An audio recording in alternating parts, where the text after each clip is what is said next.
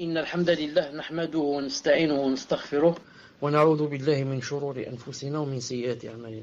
من يهده الله فلا مضل له ومن يضلله فلا هادي له، وأشهد أن لا إله إلا الله وحده لا شريك له، وأشهد أن محمدا صلى الله عليه وسلم عبده ورسوله. يا أيها الذين آمنوا اتقوا الله حق تقاته ولا تموتن إلا وأنتم مسلمون. يا أيها الناس اتقوا ربكم الذي خلقكم من نفس واحدة وخلق منها زوجها وبث منهما رجالا كثيرا ونساء، واتقوا الله الذي تساءلون به والأرحام إن الله كان عليكم رقيبا.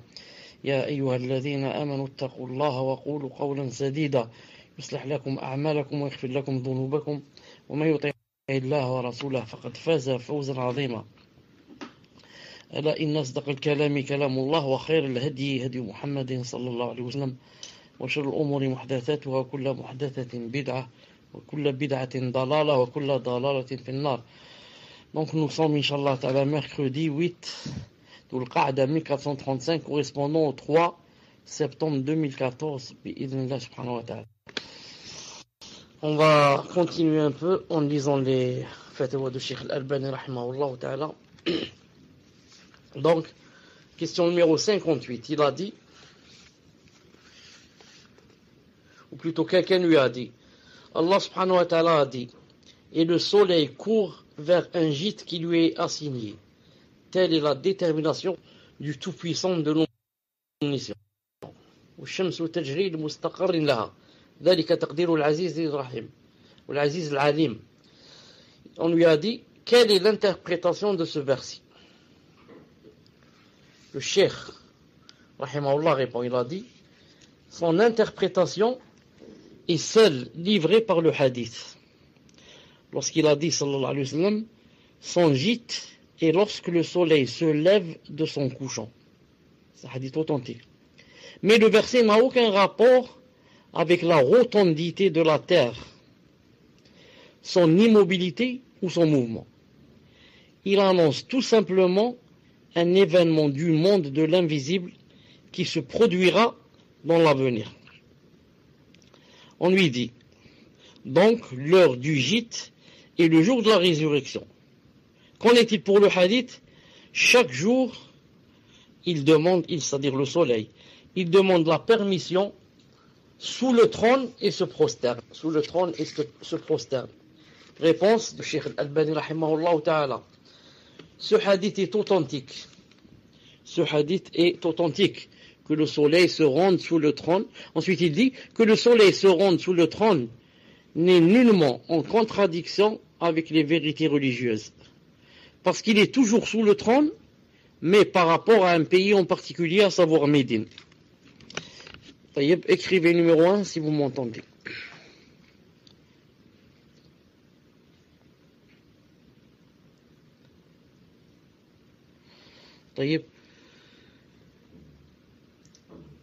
En effet, le messager sallallahu alayhi wa sallam s'y trouvait lorsqu'il demanda à Abu Dhar, sais-tu où il va?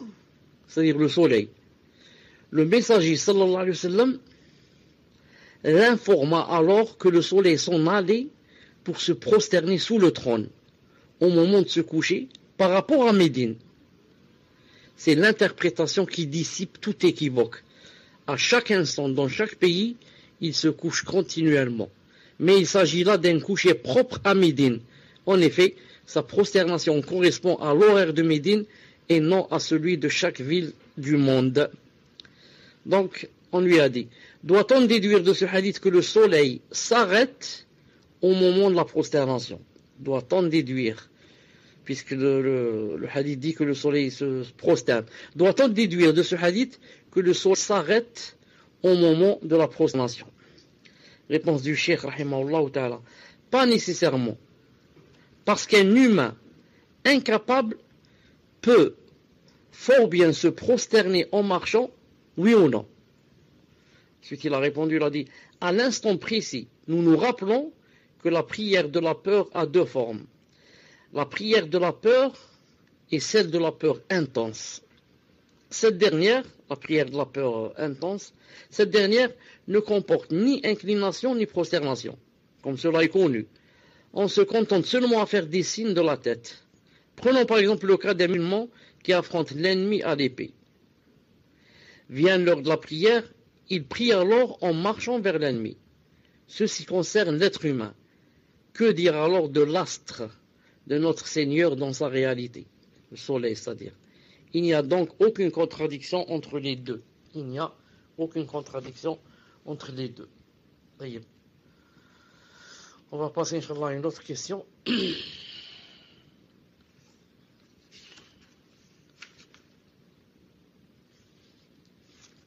Une seconde. D'ailleurs, maintenant, on va commencer, Inch'Allah, des questions sur le minhaj, bi'idhnillahi ta'ala. On a terminé avec les questions sur la aqida, celle que j'ai choisie. Maintenant, on va commencer sur celle qui est en rapport avec le minhaj, et c'est très important, bi'idhnillahi subhanahu wa ta'ala. Question numéro 1. Aujourd'hui, les musulmans se sont divisés en groupes et partis, alors qu'Allah Ta'ala nous a interdit la division et la divergence. De nos jours, parmi les musulmans, un tel est salafi, un autre ash'arite, un troisième soufi, un autre maturidite. N'est-il donc pas possible de fermer les yeux sur le principe de l'alliance et de l'inimitié dans un but d'union afin de faire face aux ennemis d'Allah Azza wa Jal et son messager alayhi salam? Réponse du cheikh rahimahullah ta'ala. Il dit, c'est-à-dire que le questionneur a dit, maintenant les musulmans sont divisés en groupes, pourquoi ne pas s'unifier pour combattre l'ennemi et arrêter de dire salafi, ash'arite, frères musulmans et comme ça. Réponse du cheikh. Voici une question étrange qui prouve que de nombreux musulmans, pour ne pas dire la majorité, ne savent toujours pas comment faire front aux ennemis d'Allah Azza wa Jal. Aux ennemis d'Allah Azza wa Jal. Alors que, comme l'a décrit l'intervenant lui-même, ils sont divisés en groupes et en de nombreux partis. Le cheikh dit, comment cet intervenant peut-il imaginer que nous abandonnions les recherches relatives à Allah Azza wa Jal, alors que c'est la première croyance qui a été ordonnée par le messager sallallahu alayhi wa sallam dans le verset, et de ton Seigneur célèbre la gloire. Et celui-ci, sache donc qu'il y a de divinité qu'Allah. Fa'lam annahu la ilaha illallah. Le cheikh dit, si les musulmans divergent sur la compréhension de cette belle parole, comment pourraient-ils être main dans la main face aux ennemis d'Allah pour leur faire front? C'est comme si cet intervenant et ses semblables désiraient de notre part que nous levions la loi d'Allah Azza wa Jal, c'est-à-dire on la délaisse, et qu'en la levant, nous pourrions faire face aux ennemis d'Allah. Or ceci, c'est la voix d'Abu Nawas. Abu Nawas, un poète de la Jahiliya qui est connu pour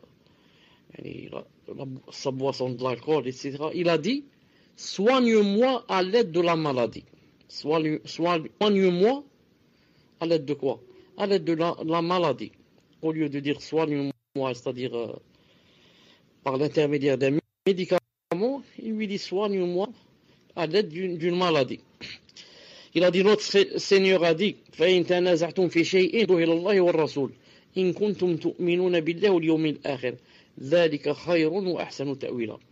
Puis, si vous vous disputez en quoi que ce soit, envoyez-le à Allah Azza wa Jalla et à son messager. Envoyez-le à Allah et à son messager et au messager. Si vous croyez en Allah et au jour dernier, ce serait bien mieux et de meilleure interprétation. C'est-à-dire Surat An-Nisa 59. Il y a aussi le verset que nous avons cité à maintes reprises. Que dit ce verset? Il dit وَمَنْ يُشَاقِقِ الرَّسُولَ مِنْ بَعْدِ مَا تَبَيَّنَ لَهُ الْهُدَى وَيَتَّبِعْ غَيْرَ سَبِيلِ الْمُؤْمِنِينَ نُوَلِّهِ مَا تَوَلَّى وَنُصْلِهِ جَهَنَّمَ وَسَاءَتْ مَصِيرًا. Nisa 115. Et quiconque fait scission d'avec le messager, après que le droit chemin lui est apparu, et suit un sentier autre que celui des croyants, alors nous lui collons destination.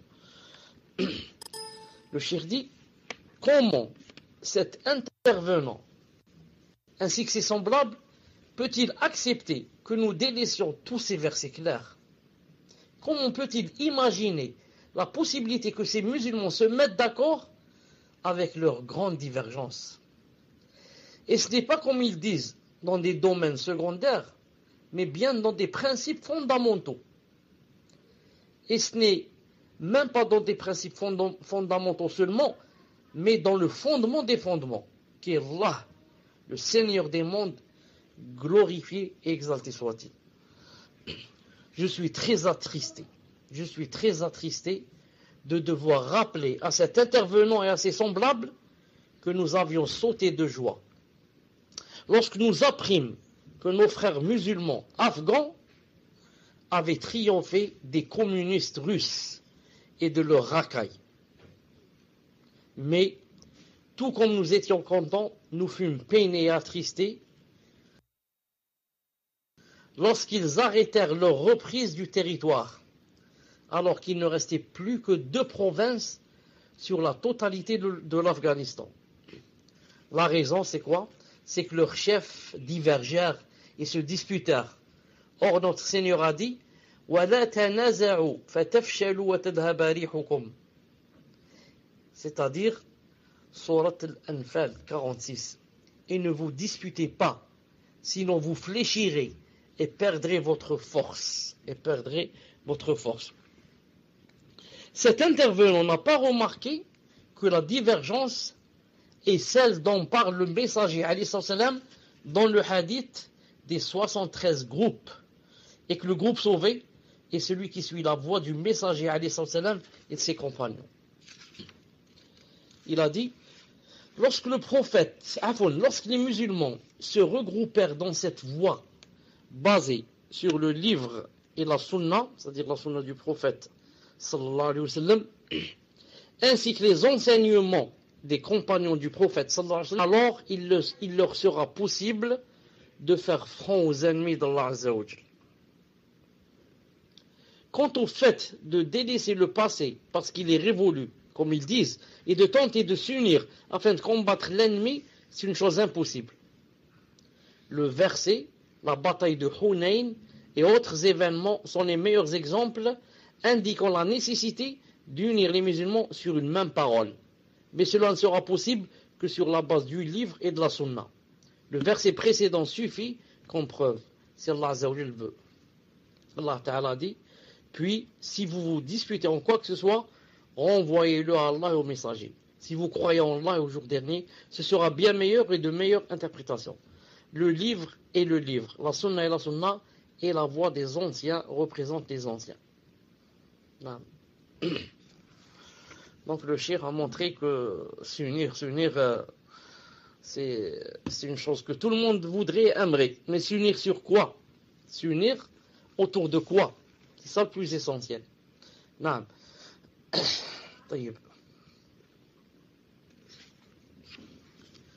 Autre question, numéro 2, sur Inch'Allah Ta'ala, toujours le minhaj. Quelqu'un a dit, jusqu'à quand les savants continueront-ils de dire ce hadith est authentique et celui-là ne l'est pas? Ceci est une sunna et cela est une innovation. Autrement dit, la voie salafi est un long chemin alors que les ennemis d'Allah complotent contre nous. Y a-t-il pas donc moyen de raccourcir ce chemin? C'est une question très importante dans le minhaj. Très importante, naam. Et c'est une question que beaucoup posent. Et bien sûr, toute personne qui pose une question comme celle-là, c'est une preuve que cette personne n'est pas salafi et n'a rien compris jusqu'à présent. Donc je répète la question, très importante. Jusqu'à quand les savants vont continuer de dire ce hadith sahih, hadith da'if, hadith ceci, hadith cela, ça c'est sunnah, ça c'est bid'a, mais vraiment, la voie salafi, donc c'est un long chemin.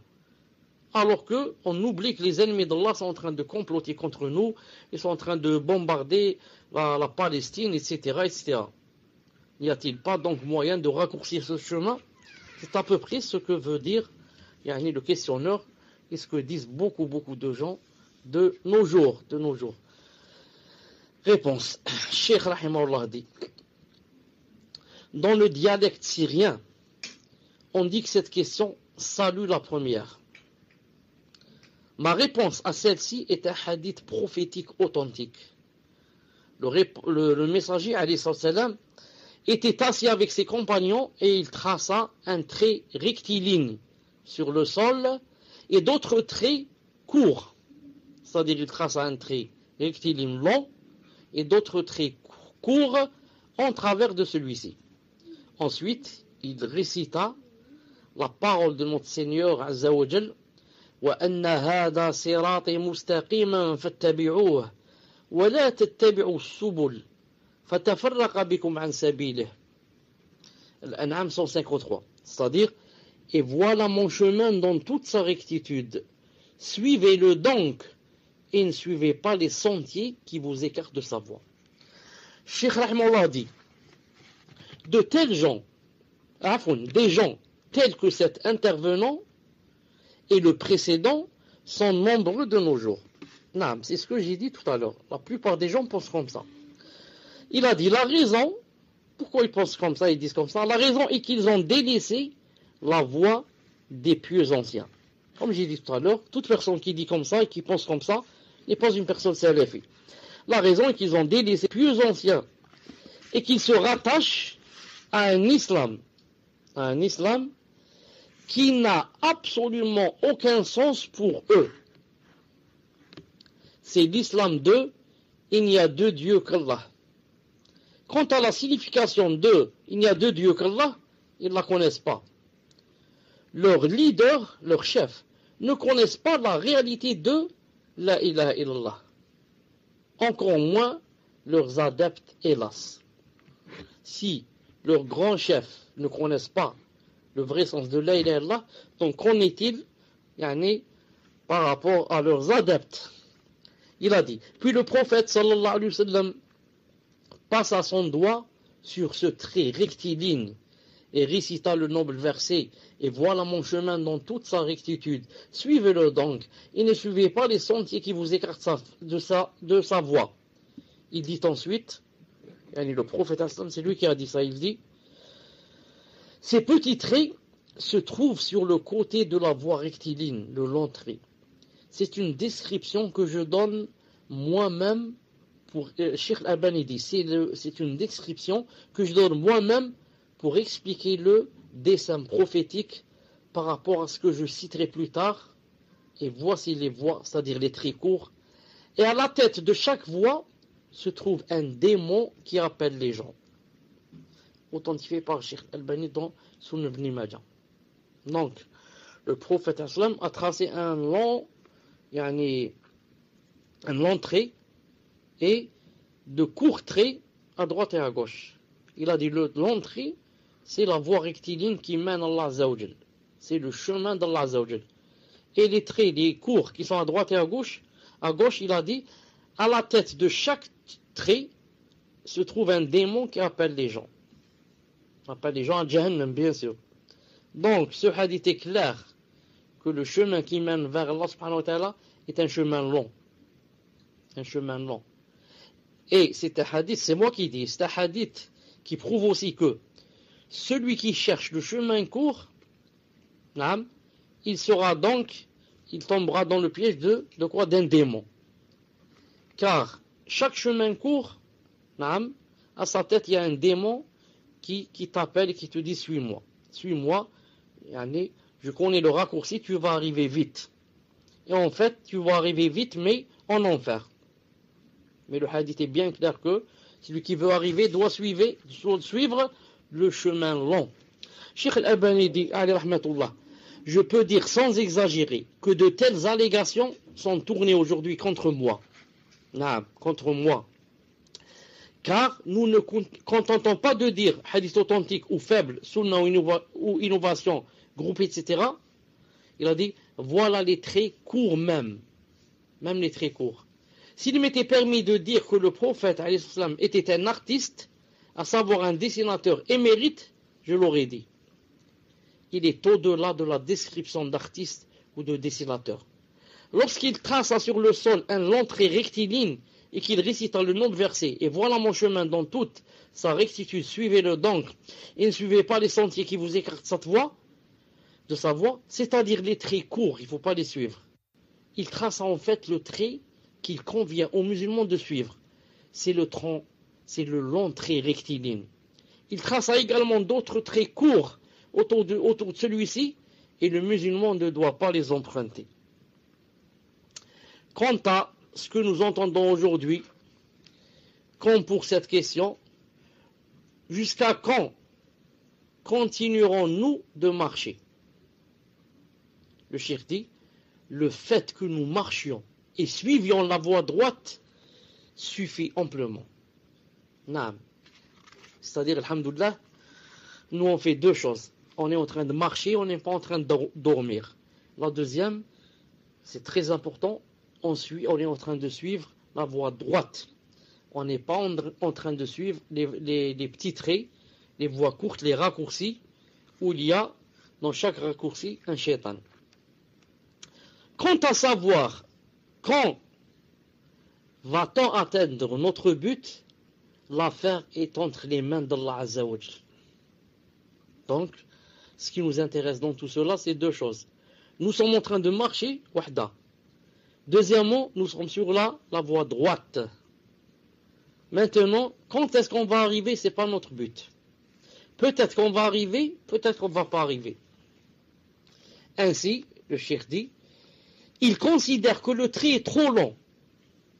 Mais notre Seigneur Azza wa Jal nous a-t-il ordonné davantage que deux choses. La première étant de savoir, sache donc qu'il n'y a de divinité qu'Allah. Et la seconde, d'agir, lorsqu'il a dit, c'est une grande abomination auprès d'Allah, que de dire ce que vous ne faites pas. Donc il a dit, si le musulman emprunte la voie du savoir, comme a dit le prophète islam, quiconque emprunte un chemin à la recherche du savoir, Allah lui facilitera un chemin menant au paradis. Hadith authentifié par Al-Albani, numéro 3643 sur Abi Daoud. Quiconque emprunte un chemin à la recherche du savoir, Allah lui facilitera un chemin menant au paradis. Quelle que soit la longueur de ce chemin, nous ne sommes pas chargés de tourner à droite et à gauche pour emprunter des chemins courts, en prétextant que ces chemins courts sont ceux qui nous permettront de mettre en place l'islam. Quelle mauvaise pensée que la leur, et quelle mauvaise parole. Cheikh dit, l'islam, et comme a dit le prophète, alayhi salatu salam, le paradis est pavé de désagréments, et l'enfer est pavé de passion. Apporté par Muslim. Aujourd'hui, ceux qui trouvent long le message par lequel nous appelons à suivre le livre et la sunna et à mettre en garde contre l'innovation, de quelle manière conçoivent-ils l'adoration d'Allah Azza wa Jal?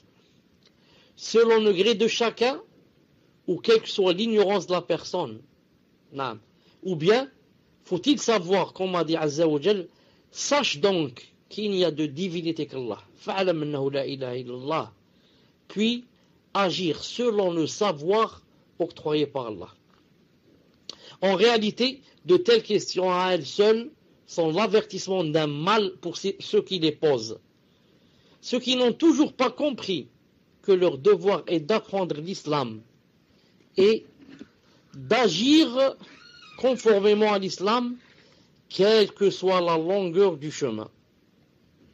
Il y a des gens qui voudraient, pour eux, il faudrait arriver à établir un État islamique très prochainement. Sinon, c'est pas la peine. Si le chemin est long, il te dit j'accepte pas. Moi, je cherche le raccourci, le chemin. Même si c'est un chemin inventé, c'est pas le chemin d'Allah. Inventé, un chemin plein de shariatin et plein de bid'a et de je ne sais quoi. Lui, il veut zama, je dis en parenthèse zama, établir un État islamique très vite. Non, c'est ça le but. C'est à peu près le but de Daesh. Le but de Daesh de nos jours. Zama, établir un État islamique. Non. Même si je contredis tous les hadiths, tous les versets, je fais plein de bid'a, je tue les innocents, je vole, je viole, j'escroque, j'arrive et j'établis un État islamique. quel État islamique. Que fait Allah de ton État? C'est pas l'État islamique que Allah Ta'ala a demandé. Ça, c'est un État shaitanique. Pas islamique. Que dit Cheikh Al-Albani rahimahullah? Il dit, j'aimerais à cette occasion, comme je l'ai évoqué lors de précédentes assemblées, citer la parole d'un poète de la Jahiliya, dont les musulmans devraient tirer une leçon. Qu'a dit ce poète? Il a dit, mon compagnon pleura lorsqu'il vit le chemin devant lui et fut assuré que nous irions à la rencontre de César. Je lui dis, ne pleure pas, nous tenterons d'établir un royaume ou bien nous mourrons et serons excusés. Cheikh dit, cet homme de la Jahiliya console son frère et lui dit, ne pleure pas, nous tenterons d'établir un royaume ou bien nous mourrons et serons excusés. Cheikh dit, en ce qui nous concerne, nous tentons d'emprunter la voie qu'Allah Ta'ala nous a ordonné de suivre, et si nous arrivons effectivement à un État islamique, ce sera tant mieux et un bienfait d'Allah. Lui qui dit, in tansurullah yansurkum. Si vous faites triompher Allah, il vous fera triompher. Sourate Muhammad numéro 7. Si nous ne parvenons, voilà, très important, si nous ne parvenons pas à atteindre cet objectif, le soyons excusés et que nous avons fait ce dont nous étions capables suffit. Allah Ta'ala ne charge une âme que ce dont elle est capable. Donc nous devons emprunter le chemin. Ensuite il dit, étrangement ce verset est connu de tous. La masse comme l'élite. Si vous faites triompher Allah, il vous fera triompher. S'il prenait en compte ce verset à lui seul, il n'aurait pas posé de telles questions. Mais que signifie, si vous faites triompher Allah, il vous fera triompher? Cela veut-il dire apprêter une armée et défendre le Seigneur des mondes? Naturellement, personne ne ferait preuve d'une telle ignorance. In tansurullah, si vous faites triompher Allah, veut dire si vous appliquez la loi d'Allah, il vous fera triompher sur vos ennemis. À présent, dit le cheikh, nous entendons des voix qui s'élèvent avec zèle, mais qui les aveuglent et les détournent du principe fondamental. C'est l'appel au djihad. Aucun musulman ne renie l'obligation de djihad, en particulier celui en Afghanistan. Le cheikh parle du djihad en Afghanistan contre les Russes, c'est-à-dire dans les années 1980. Il a dit, cependant, qui est interpellé par la parole du Très-Haut, et prenez pour lutter contre eux tout ce que vous pouvez comme force. Al-Anfal 60. Il a dit, est-ce les musulmans qui divergent au sujet de l'une noble croyance, celle propre à Allah Azza wa Jal, vous qui ne cessez de diverger, alors que vous disposez du livre d'Allah Azza wa Jal, de la sunna du messager d'Allah et de la voix des pieux anciens? Cheikh dit, ceux-là ne pourront jamais faire le djihad. Je l'affirme catégoriquement, aussi longtemps que les musulmans continueront de diverger de la sorte, c'est-à-dire ils divergent même sur l'explication de la ilaha illallah. Comme il a expliqué, il dit, aussi longtemps que les musulmans continueront de diverger de la sorte, tant qu'ils ne seront pas prêts à faire triompher Allah par le savoir utile et l'œuvre pie, Allah ne les fera pas triompher. Car Allah ne manque pas sa parole. Il a dit, si vous faites triompher Allah, il vous fera triompher.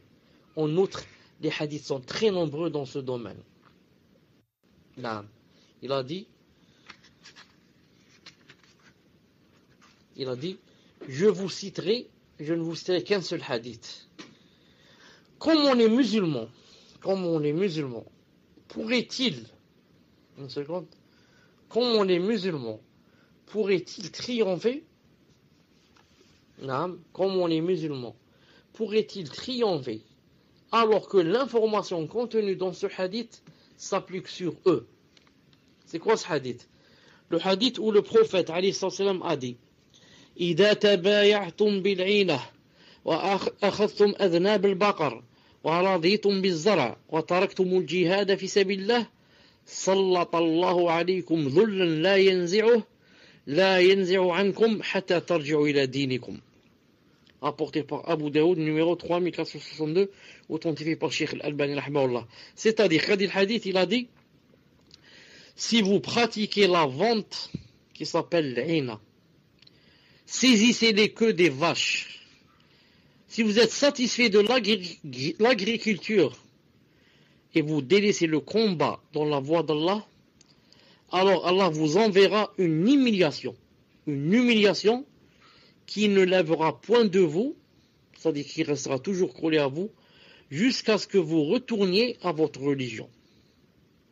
Le cheikh dit, cet intervenant et le précédent ne désirent pas que nous retournions à la religion qui est le remède. Dans ce hadith authentique, le prophète sallallahu alayhi wa sallam a décrit la maladie des musulmans sous certains aspects et propose le remède adéquat et absolu contre cette maladie terrible. Quant à la maladie, il évoque certaines de ses formes dangereuses.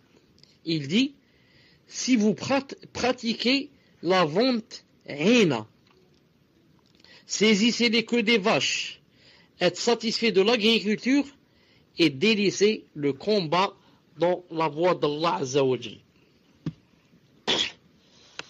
Une seconde. Et délaissez le combat dans la voie d'Allah Azza wa Jal.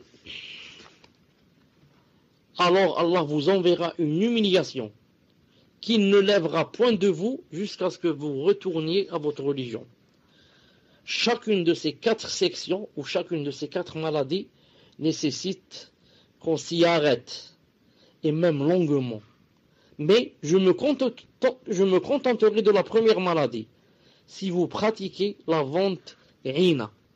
Si vous pratiquez la vente hina. Aujourd'hui, la hina est répandue et a ruiné les pays musulmans. Malgré cela, ils veulent le djihad. Savez-vous ce qu'est la hina? C'est vendre une chose dans un même lieu à 2 prix différents, l'un moindre et l'autre supérieur.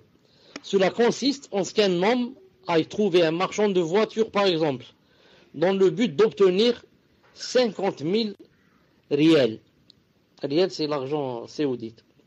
En engendrant le désordre que l'on connaît de nos jours entre les musulmans, au sein desquels certains prêcheurs zélés haussent la voix pour leur ordonner d'accomplir le djihad dans la voie d'Allah. Cependant, ils sont éprouvés et grandement divisés.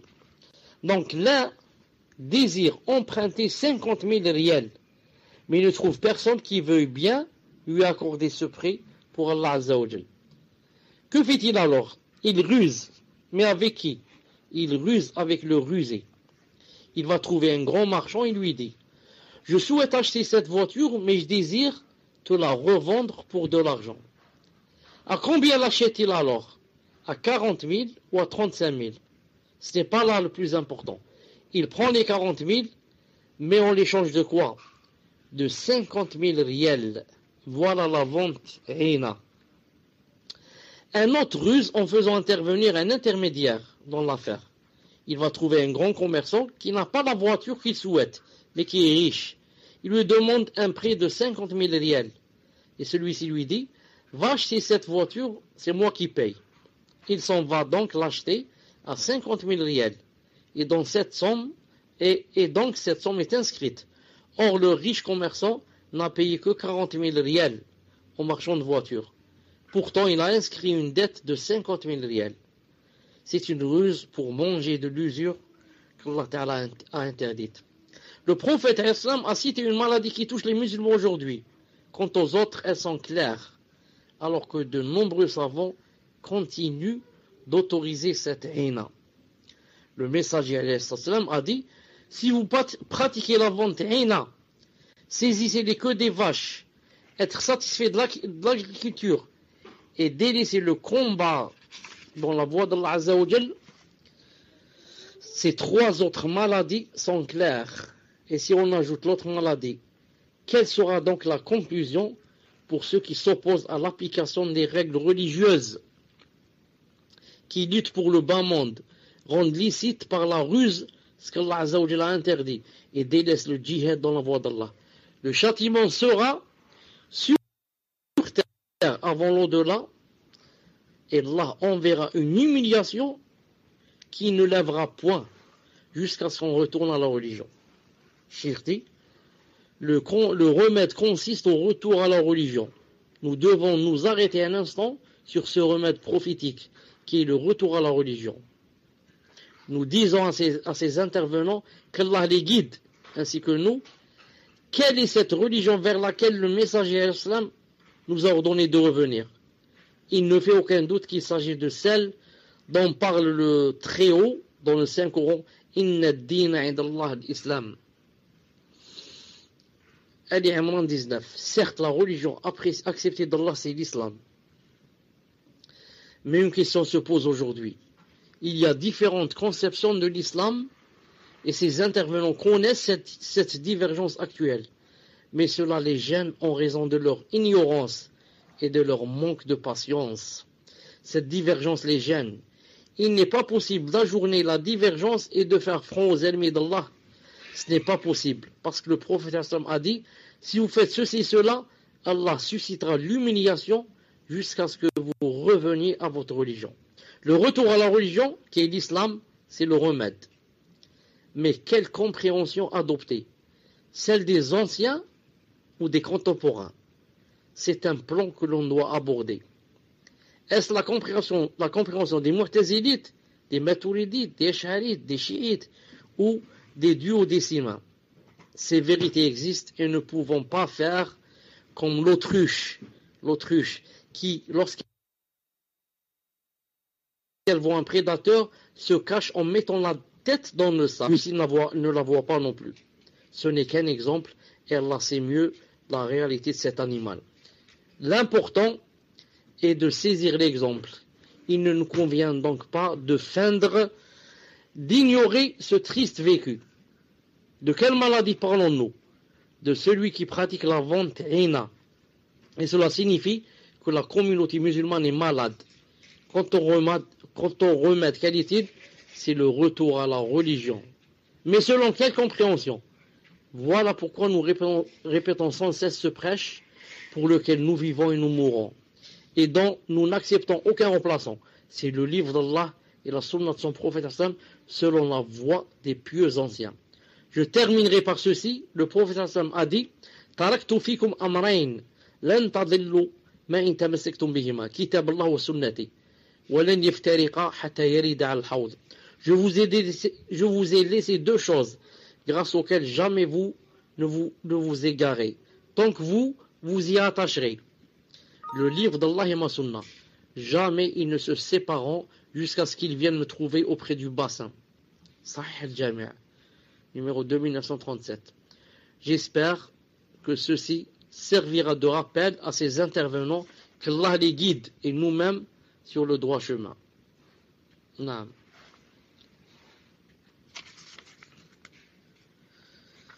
طيب, je vais ajouter encore une question et j'arrête, Inch'Allah Ta'ala.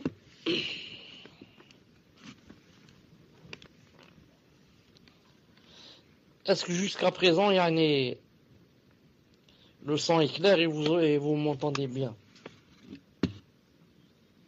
Alhamdulillah. Alhamdulillah. Quelqu'un a dit à Cheikh Al-Albani, c'est la question numéro 3. À la lumière de ce que vous avez cité, il y a ce slogan que l'on proclame. Instaurez l'État islamique dans vos cœurs. Il verra le jour dans votre territoire. Instaurez l'État islamique dans vos cœurs. Il verra le jour dans votre territoire. Que pensez-vous de cette phrase? Surtout que la plupart des acteurs sur le plan du prêche pensent que l'action politique doit être menée de nos jours. Non. Cheikh dit rahimahullah ta'ala. J'espère que cette parole n'est pas juste parole sans acte, car elle a été formulée par certains prêcheurs qui s'attachent à la voix de ceux-là. Ces prêcheurs sont aujourd'hui les politiciens. Cheikh dit, Cette parole provient soit de Hassan al-Banna, soit d'Al-Hudaybi. Quelqu'un de très proche de Hassan al-Banna, et même son bras droit. Il a dit qu'Allah leur fasse miséricorde. Entre parenthèses, vous avez remarqué, Cheikh al-Albani rahimahullah, en parlant de Hassan al-Banna, qu'est-ce qu'il a dit? Il a dit qu'Allah lui fasse miséricorde. Cette parole est vraie, mais les partisans de ces deux hommes s'y sont opposés et ne l'ont pas appliquée. Ces deux hommes qui disaient cette phrase, c'est quoi la phrase? Aqimu al-khilafa fi qulubikum yuqimu Allah ta'ala fi watanikum. Il a dit ici, instaurez l'État islamique dans vos cœurs, il verra le jour dans vos territoires. Il a dit, ces deux hommes ne l'ont pas appliqué. Certes, cette parole est vraie, mais les partisans de ces deux hommes s'y sont opposés, n'ont pas appliqué. Les partisans, c'est-à-dire ceux qui les suivent. Même ces deux hommes n'ont pas appliqué, comme vous allez le voir. Le cheikh dit, elle relève d'un très haut niveau de sagesse. Instaurez l'État islamique dans vos cœurs, il verra le jour dans vos territoires. C'est le résumé des conférences que nous donnons.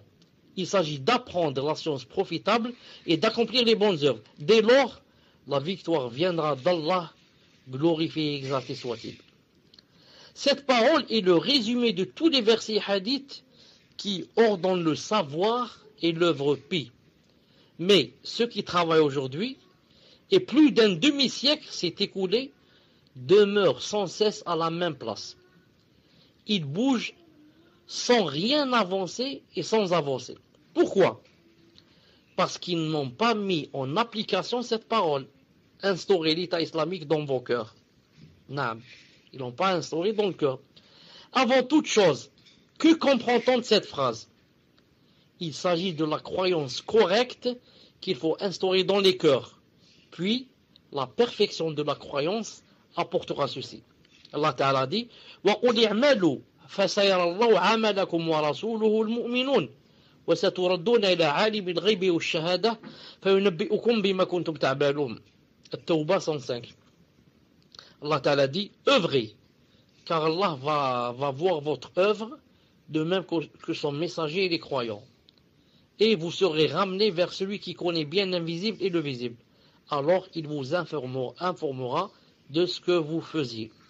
Le cheikh dit par conséquent, cette parole invite tous les musulmans à la mettre en pratique et à ne pas s'en détourner au profit de ce qu'on appelle l'action politique.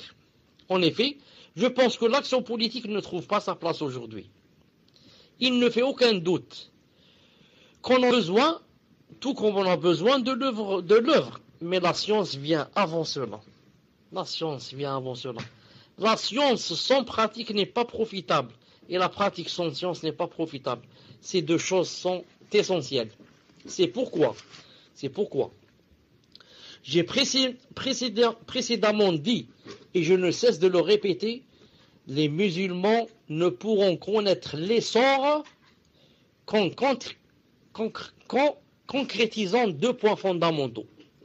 At-tasfiya ou tarbiya, l'épuration et l'éducation. Certains pensent que l'épuration ne vaut rien, alors que vous avez vu dans ce qui a précédé quelle est la base de l'islam. L'épuration consiste à purifier l'islam de tout élément qui a été introduit, qu'il s'agisse de croyances, nous en avons évoqué certains précédemment, de récits israélites ou de hadiths forgés dans l'exégèse, d'opinions contraires aux livres et à la sunna dans les livres de fiqh, d'extrémisme dans l'ascétisme et du soufisme dans le comportement des musulmans. Le cheikh dit, rahimahullah ta'ala, le cheikh dit, ils en sont arrivés à renier Allah Azza wa Jal en croyant qu'il n'existe rien d'autre que ce monde et autres éléments qui ont été introduits dans l'islam et que l'on considère comme faisant partie de l'islam. Cette épuration doit être opérée. Si des milliers de savants à travers le monde musulman unissaient leurs efforts, cela demanderait de longues années pour que les musulmans reviennent à ce que connaissaient les pieux anciens. La compréhension correcte du livre de la Sunna alliée à la pratique. C'est ce que je vise en parlant d'éducation. Certaines personnes imaginent que l'éducation n'a aucun lien avec le djihad.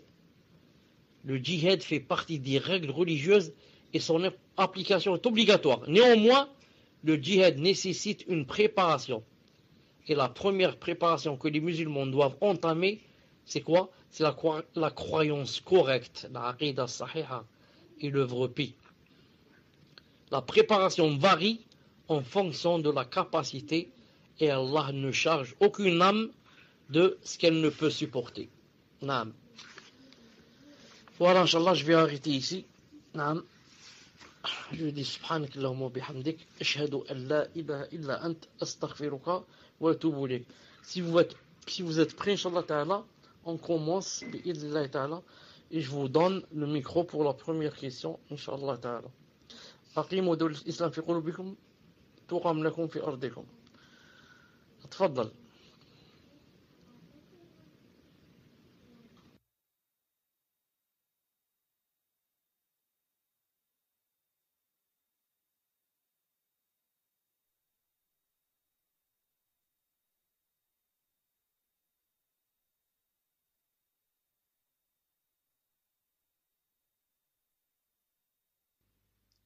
Assalamu alaikum wa rahmatullahi wa barakatuh. Est-ce qu'il y a du son?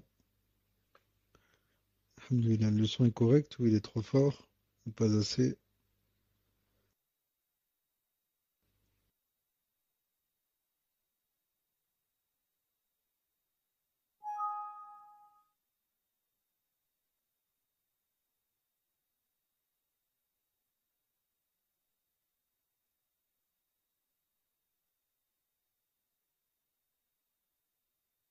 Dit par le cheikh.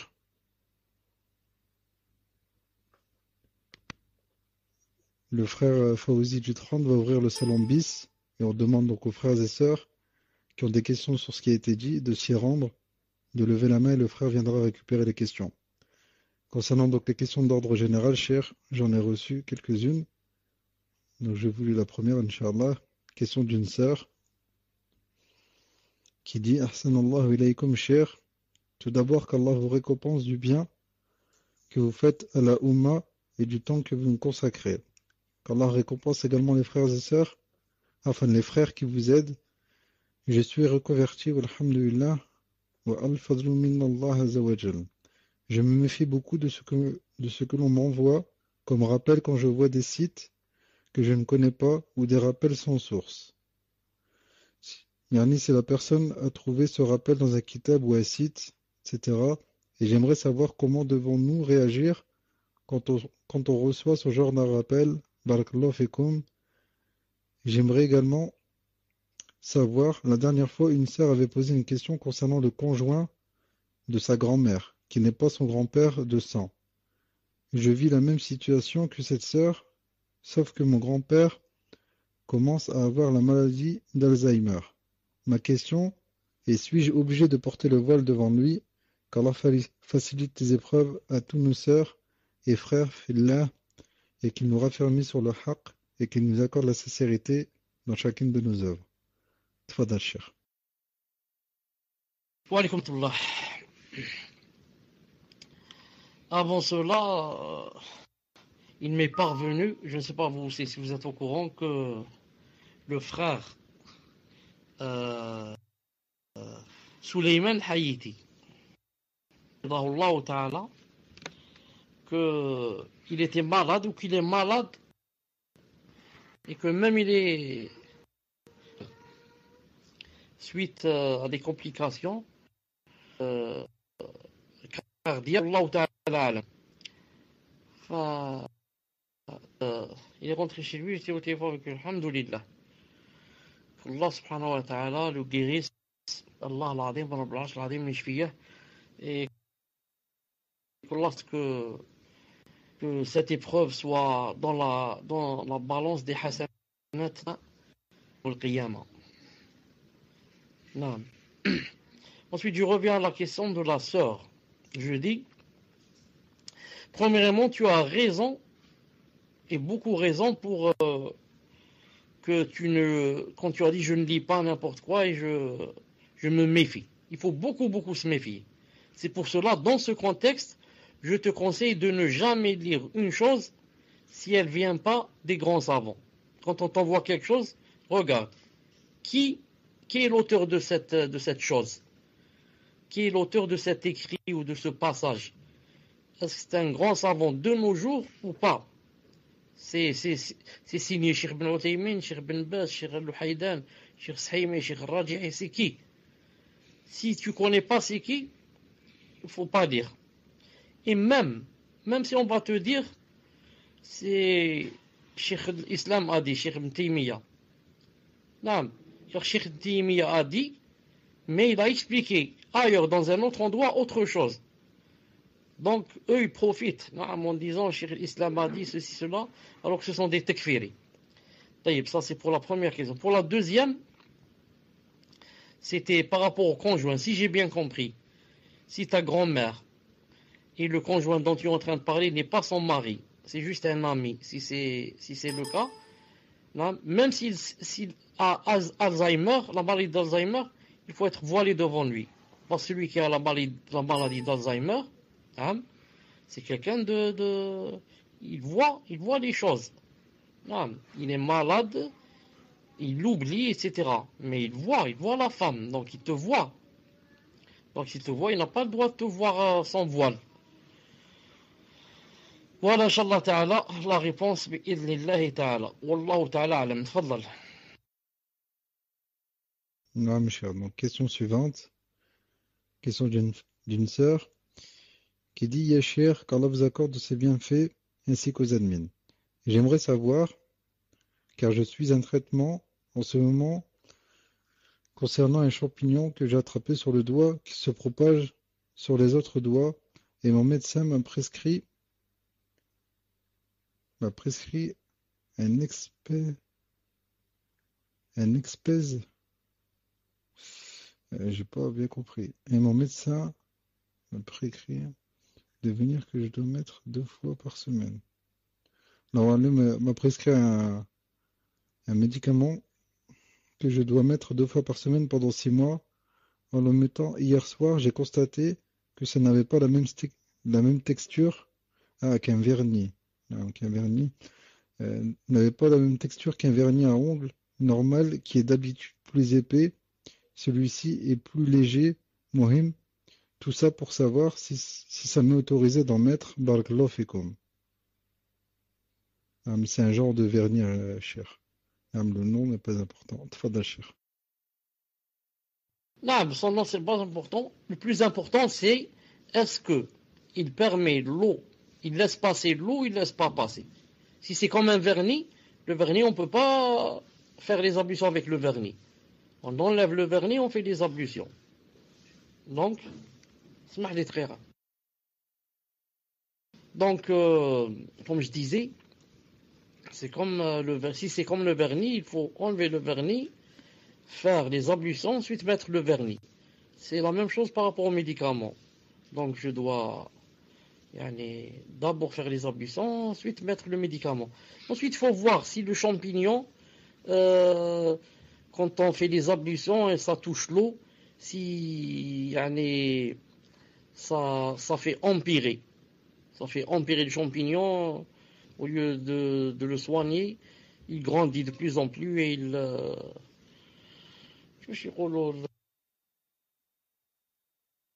il donne un eczéma, comment on appelle ça, des démangeaisons, etc. Dans ce cas, il faut passer au tayammum. Dans ce cas, il vaut mieux ne pas toucher l'eau jusqu'à ce que, Inch'Allah Ta'ala, ça passe et ça se calme. Non. Sinon, comme j'ai dit, si c'est comme un vernis, on doit d'abord faire les ablutions, ensuite mettre ce médicament, bi'idhnillahi ta'ala. Tfadal. Question suivante, cher. Question sur le cours. Question d'un frère qui dit en ce qui concerne la phrase « Établissez le khalifa dans votre cœur, il vous sera construit sur votre territoire ». Comment le musulman construit cela dans son cœur et son entourage, que ce soit famille et société? Tfadal, cher. En effet, ceux qui ont dit cette phrase veulent dire par là, commence d'abord à appliquer cette charia et ce Coran et cette sunna, yani toi-même. Commence d'abord à apprendre la science, commence à apprendre la aqida, nous cœur sur ces grandes valeurs. Et ce qu'a fait descendre Allah subhanahu wa ta'ala, ensuite on va voir que ça va se refléter à l'extérieur. Pourquoi beaucoup lui-même, il n'applique pas cette chose et te dit viens on va appliquer, viens on va travailler ensemble pour faire le califat, pour instaurer le califat. Quel califat? Toi-même tu n'appliques pas. Toi tu sais que la cigarette et tu fumes et tu me dis viens on va faire le califat. Toi tu sais, comme tu l'as fait toujours, tu fais la zina. Tu dis viens on va faire le califat. Toi, quand tu es seul, tu vois des films des films et de grands péchés. Tu veux nous pousser à faire le califat. Commence toi-même à t'éloigner de ces choses. En t'éloignant, tu as, alhamdoulilah, instauré le califat dans ton cœur et la charia. Maintenant, viens, on va l'appliquer dehors. Voilà ce que veulent dire les savants par, quand ils disent, on commence par instaurer au cœur d'abord.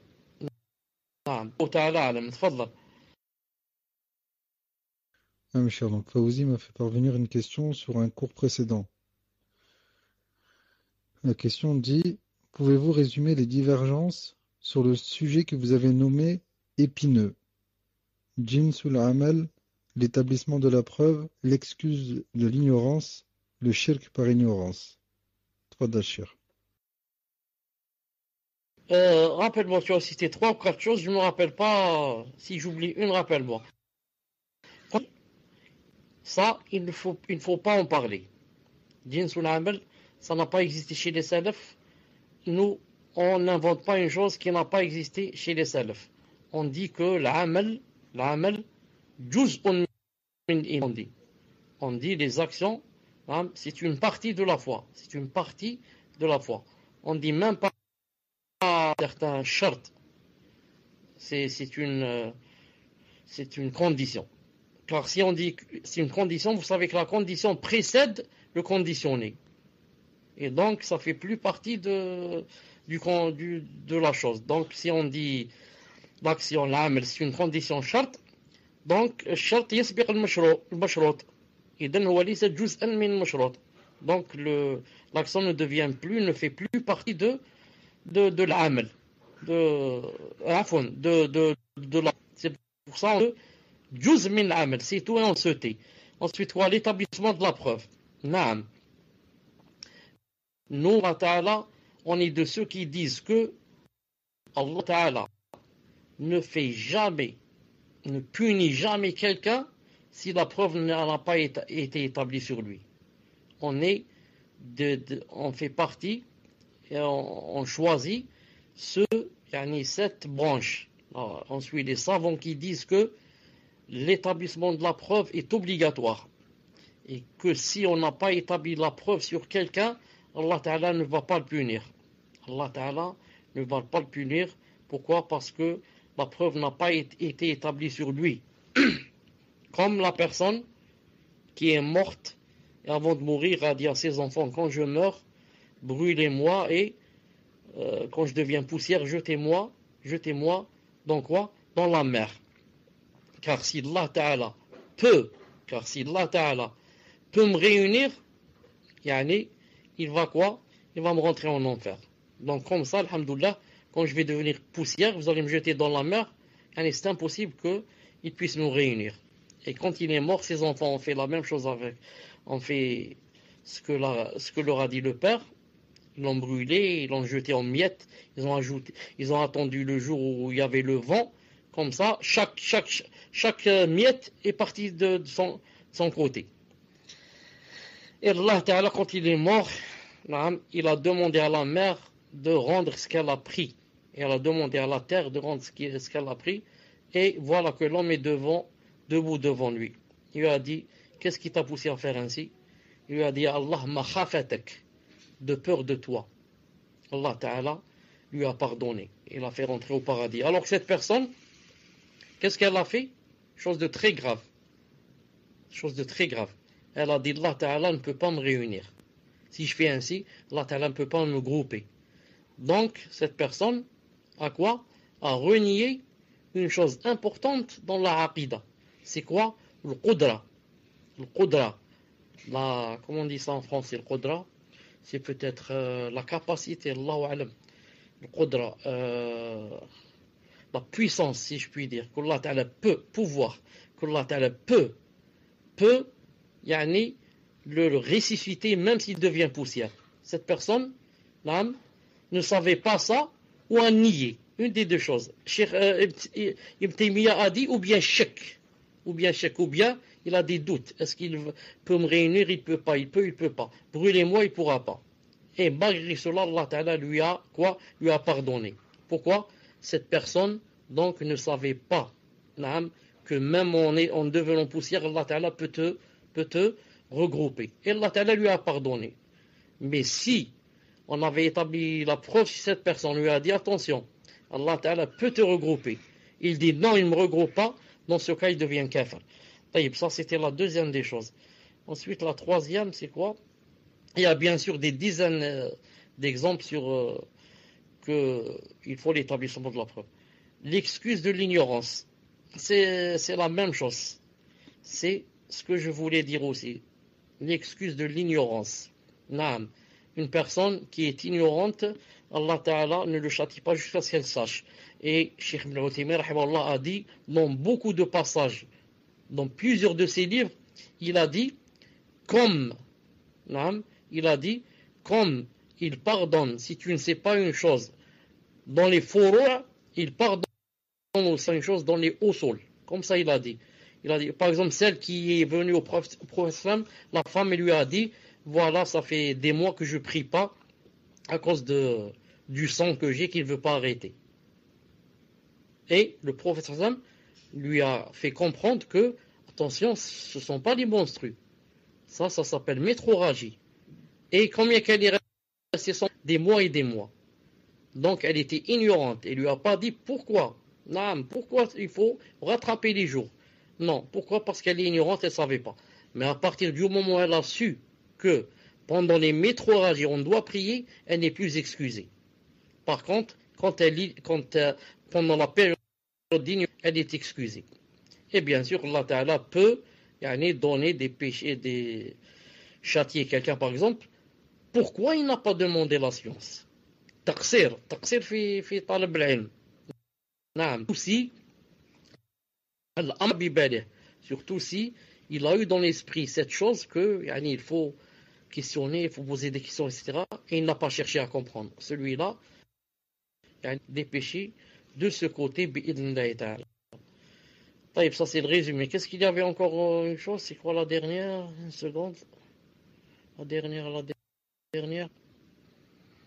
Donc, je ne peux pas lire, je ne trouve pas où ça se trouve. Une seconde. Ça défile.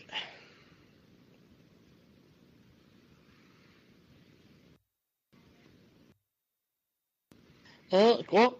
Le shirk par ignorance. Shirk ou kofr ou toute autre chose. Shirk, kofr, toute autre chose. Que la personne fait par ignorance, je viens de vous répondre, Inch'Allah Ta'ala. Tfadal pour une autre question.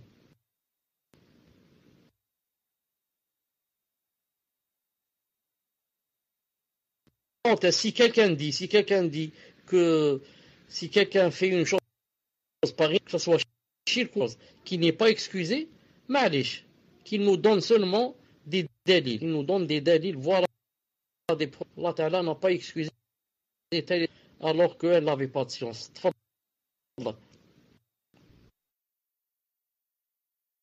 Question suivante, cher. Question sur l'un de vos cours. Une sœur dit, j'ai peur de ne pas avoir compris un point. Dans l'un de vos audios, vous nous dites que le fait de ne pas bouger le doigt lors du tashahhud est une innovation. Or, j'ai pu lire la fatwa de Charles Fawzan, Hafizahullah, qui nous dit, quant à lui, que le fait de ne pas bouger le doigt est correct. Que doit-on comprendre, barakallahu fikum, cher? Et elle a mis le lien de la fatwa si vous la voulez, tfadal, cher. Oui, dans ce cas, je dois lire d'abord sa fatwa, ensuite je vous dis ce que j'en pense, Inch'Allah Ta'ala. Donc j'attends, Inch'Allah, le lien. Même le lien, je croyais que en appuyant dessus, ça donne quelque chose, mais c'est quelque chose qu'il faut recopier et mettre, mais c'est un peu difficile et ça va me prendre du temps. Si c'est possible, est-ce que tu peux lire? Est-ce que il y a Cher, je vais essayer de voir, parce qu'apparemment il y a l'audio en arabe. Je vais essayer de mettre l'audio. Je vous donne un instant, cher. حالك يا شيخ صالح حياكم الله لو سمحت يا شيخ طريقة في التشهد تحريك السبابة في الصلاة. نعم السبابة في الصلاة ترفعها عند لفظ الجلالة أو عند الدعاء ترفعها إشارة إلى التوحيد. نعم. بعض الناس فضيلة الشيخ يطلق السبابة تتحرك حتى آخر الصلاة. نعم لأن فيها أثر أو نحو من هذا يحركها وأنها شديدة على الشيطان وأنها نعم. لكن الراجح والله أعلم أنه لا يحركها يرفعها ولا يحركها إشارة إلى التوحيد. نعم. نعم. D'après ce Allah subhanahu wa ta'ala que le cheikh n'est pas en train de parler est-ce que quand on fait le tashahhud est-ce que pas. Mais par contre quand on dit ashhadu anna Muhammadan abduhu wa rasuluhu طيب on dit que 1 2 1 je sors et je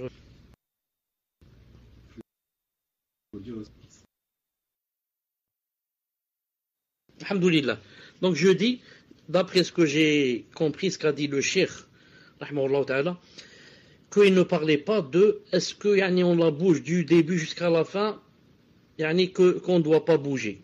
Lorsque le cheikh a dit qu'on ne bouge pas, il parlait que lorsqu'on lève le doigt pour dire Shahadun la ilaha illallah, Shahadun Muhammad Rasulullah, j'ai compris que d'après lui, là, on fixe le doigt. On le fixe en face comme ça, sans le bouger.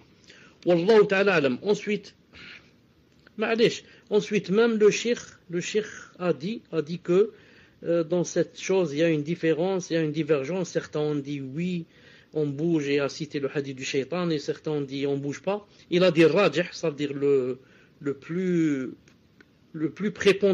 prépondérant chez moi, c'est qu'on bouge pas. Je dis, Cheikh Al-Albani rahimahullah a dit on bouge et a cité un hadith authentique comme quoi c'est cité qu'on bouge. C'est cité qu'on bouge. Naam. Donc je dis, l'avis le plus prépondérant d'après Cheikh Al-Albani rahimahullah, c'est qu'on bouge. Et d'après Cheikh Fawzan rahimahullah, qu'on bouge pas. Wallahu ta'ala. J'ai terminé de répondre. Tfaddal. Donc, question suivante, cher. Donc, les questions en rapport sur le cours, sur les cours sont terminées. Donc, question suivante. Arsanallahu alaykum.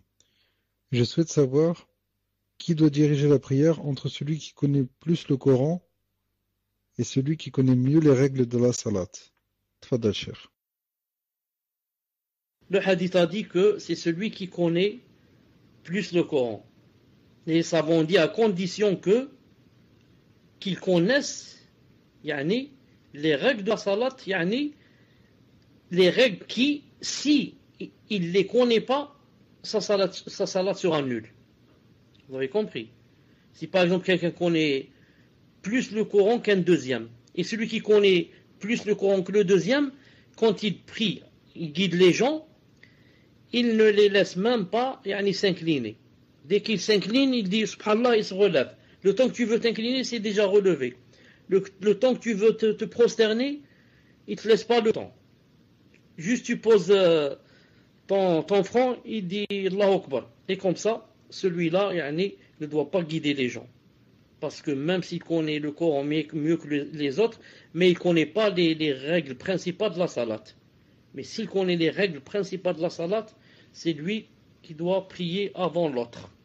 Naam, tfaddal. Question suivante, question d'une sœur qui dit qu'Allah vous préserve et vous élève en degré cher, ainsi que les admins.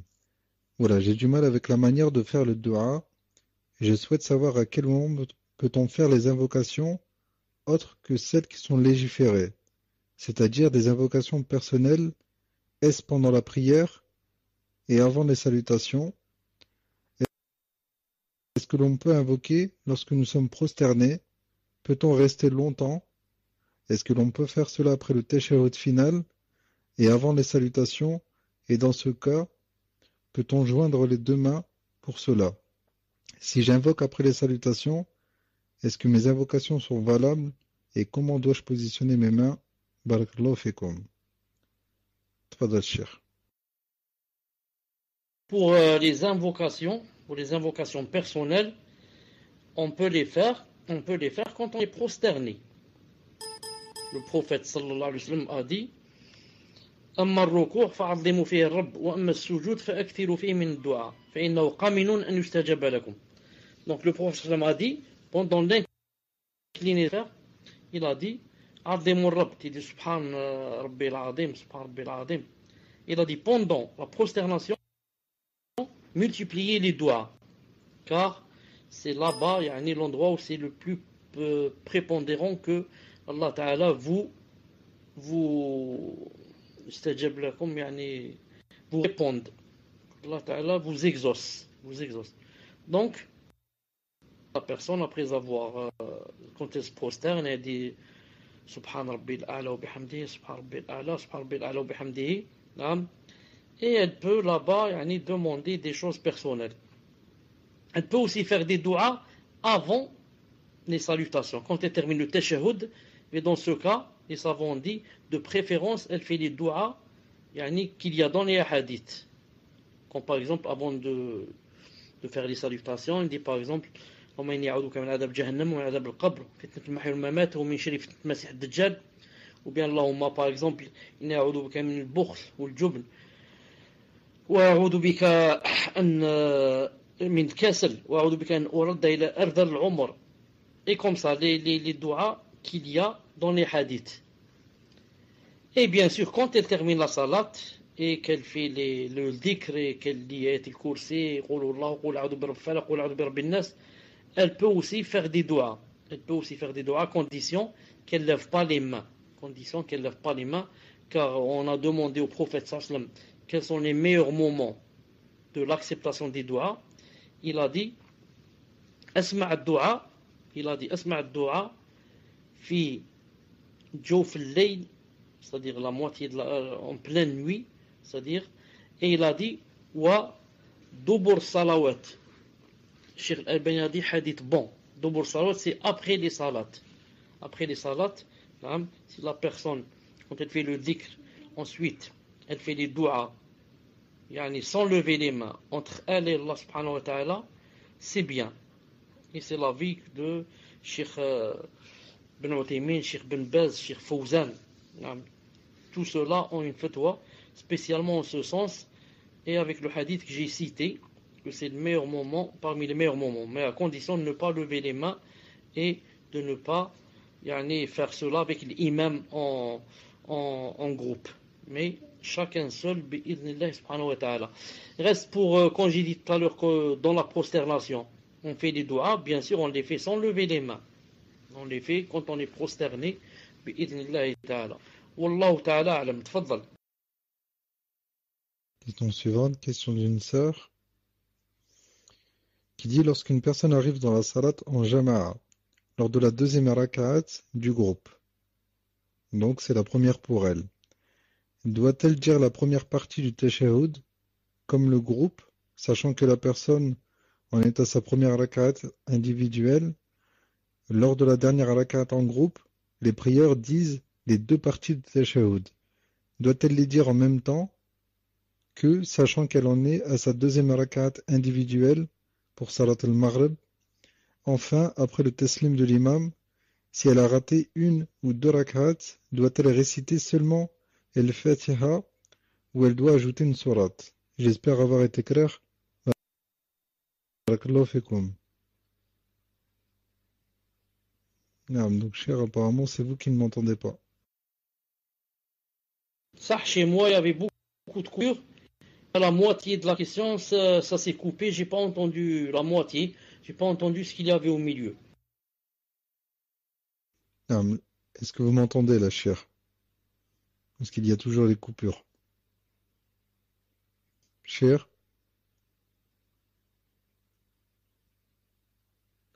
Naam, donc Fawzi s'en charge, cher. Fawzi est justement en train de coller la question. Fadal, cher. Est-ce que vous m'entendez? Est-ce que vous m'entendez?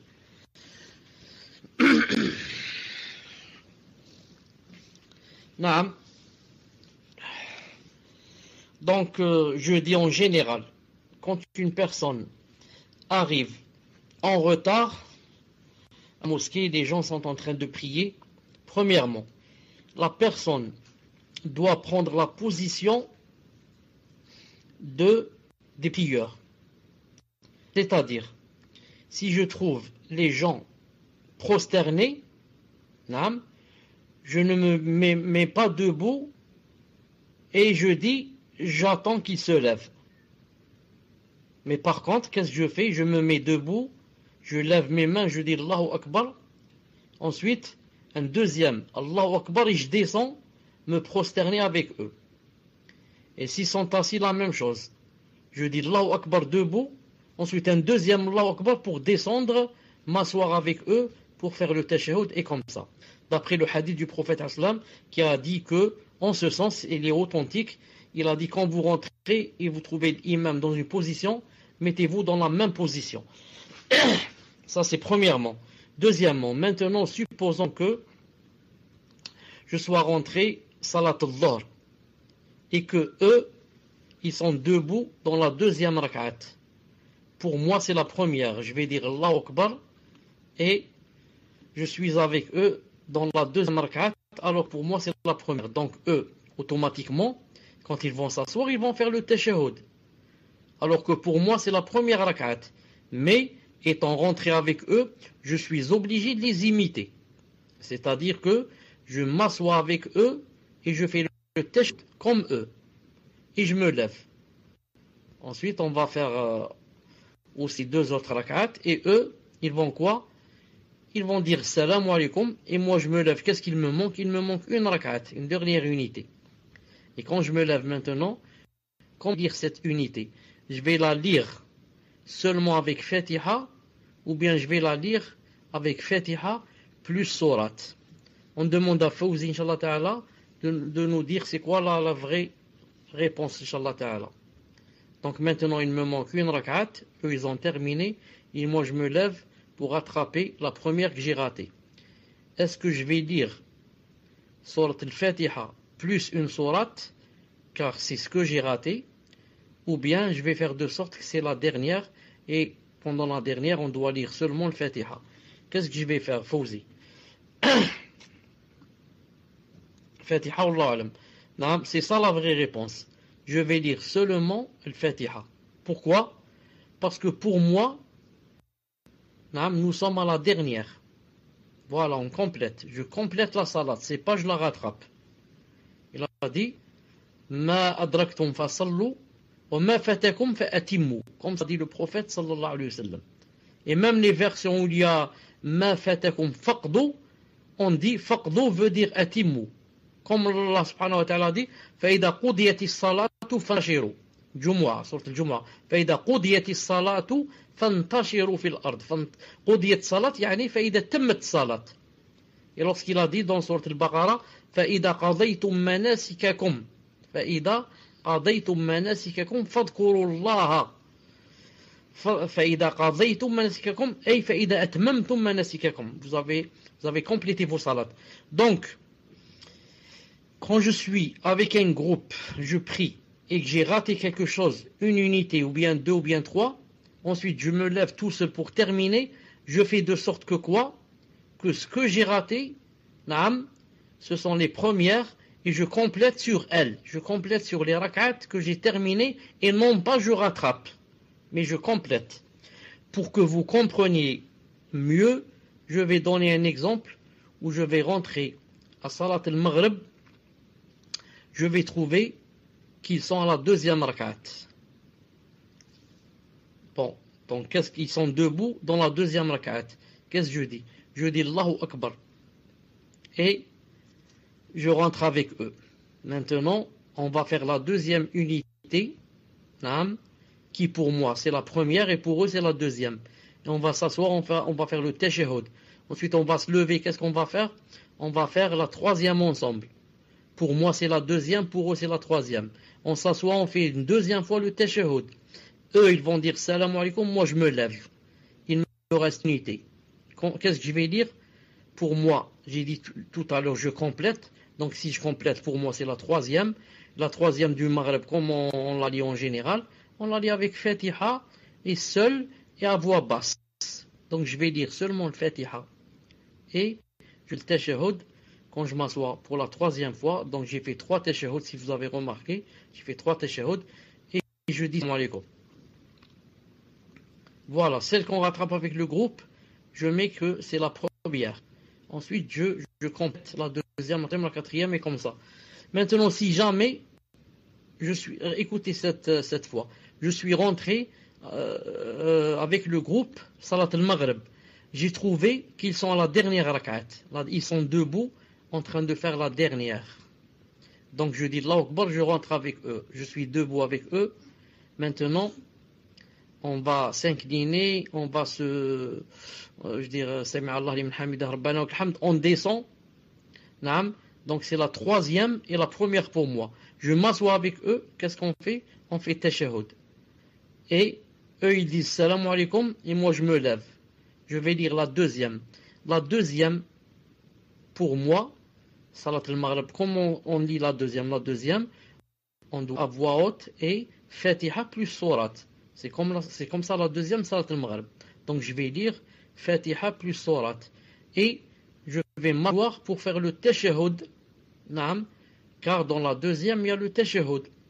Donc ce sera le deuxième tashahhud pour moi. Ensuite je me lève, c'est la troisième de Surat al-Maghrib. C'est seulement Fatiha à voix basse. Je vais lire Fatiha à voix basse et je vais faire un troisième tashahhud. Donc je vais prier Salat al-Maghrib avec 3 tashahhud. Alors qu'en fait, Salat al-Maghrib n'a que 2 tashahhud. Mais c'est à cause de la nécessité d'Arura. La nécessité de suivre l'imam.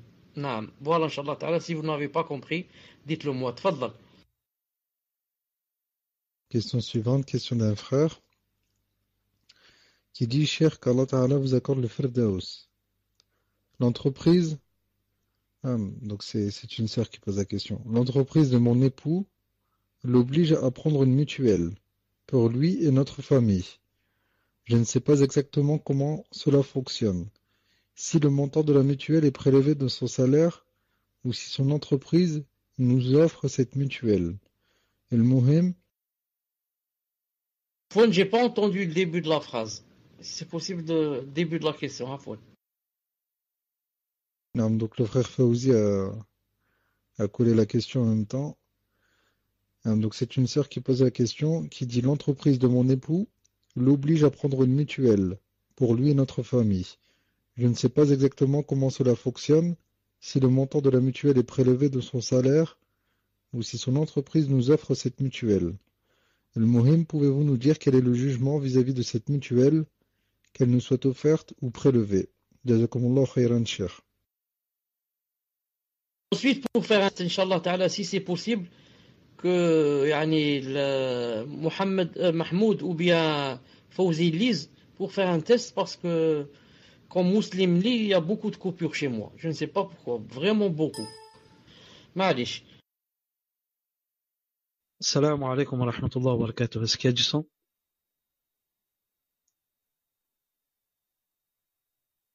Cheikh, est-ce que vous avez du son? Alhamdulillah. Donc, Inch'Allah, je vais répéter la question que Muslim a posée. L'entreprise de mon époux l'oblige à prendre une mutuelle pour lui et notre famille. Je ne sais pas exactement comment cela fonctionne, si le montant de la mutuelle est prélevé de son salaire ou si son entreprise nous offre cette mutuelle. El Mohim, pouvez-vous nous dire quel est le jugement vis-à-vis de cette mutuelle, qu'elle nous soit offerte ou prélevée? Barakallahu fikum, Cheikh.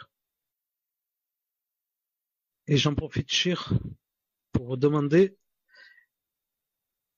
une personne demande par rapport au rattrapage de la salat, le Cheikh peut-il répéter le dernier exemple pour salat Maghrib, car ça a coupé. Je répète pour salat al-Maghrib si vous m'entendez. Quelqu'un rentre dans la salat, ils sont dans la troisième unité. Ils sont debout dans la troisième unité. Il dit salam alaikum. Il dit salam alaikum. Il dit Allahu Akbar et il fait dua al-istiftah, il commence à dire. Ensuite, qu'est-ce qu'ils vont faire? Puisqu'ils sont à la troisième rak'at, et pour lui c'est la première. Ils vont s'asseoir pour faire le tashahhud. Eux, ils vont dire salam alaikum, il va se lever.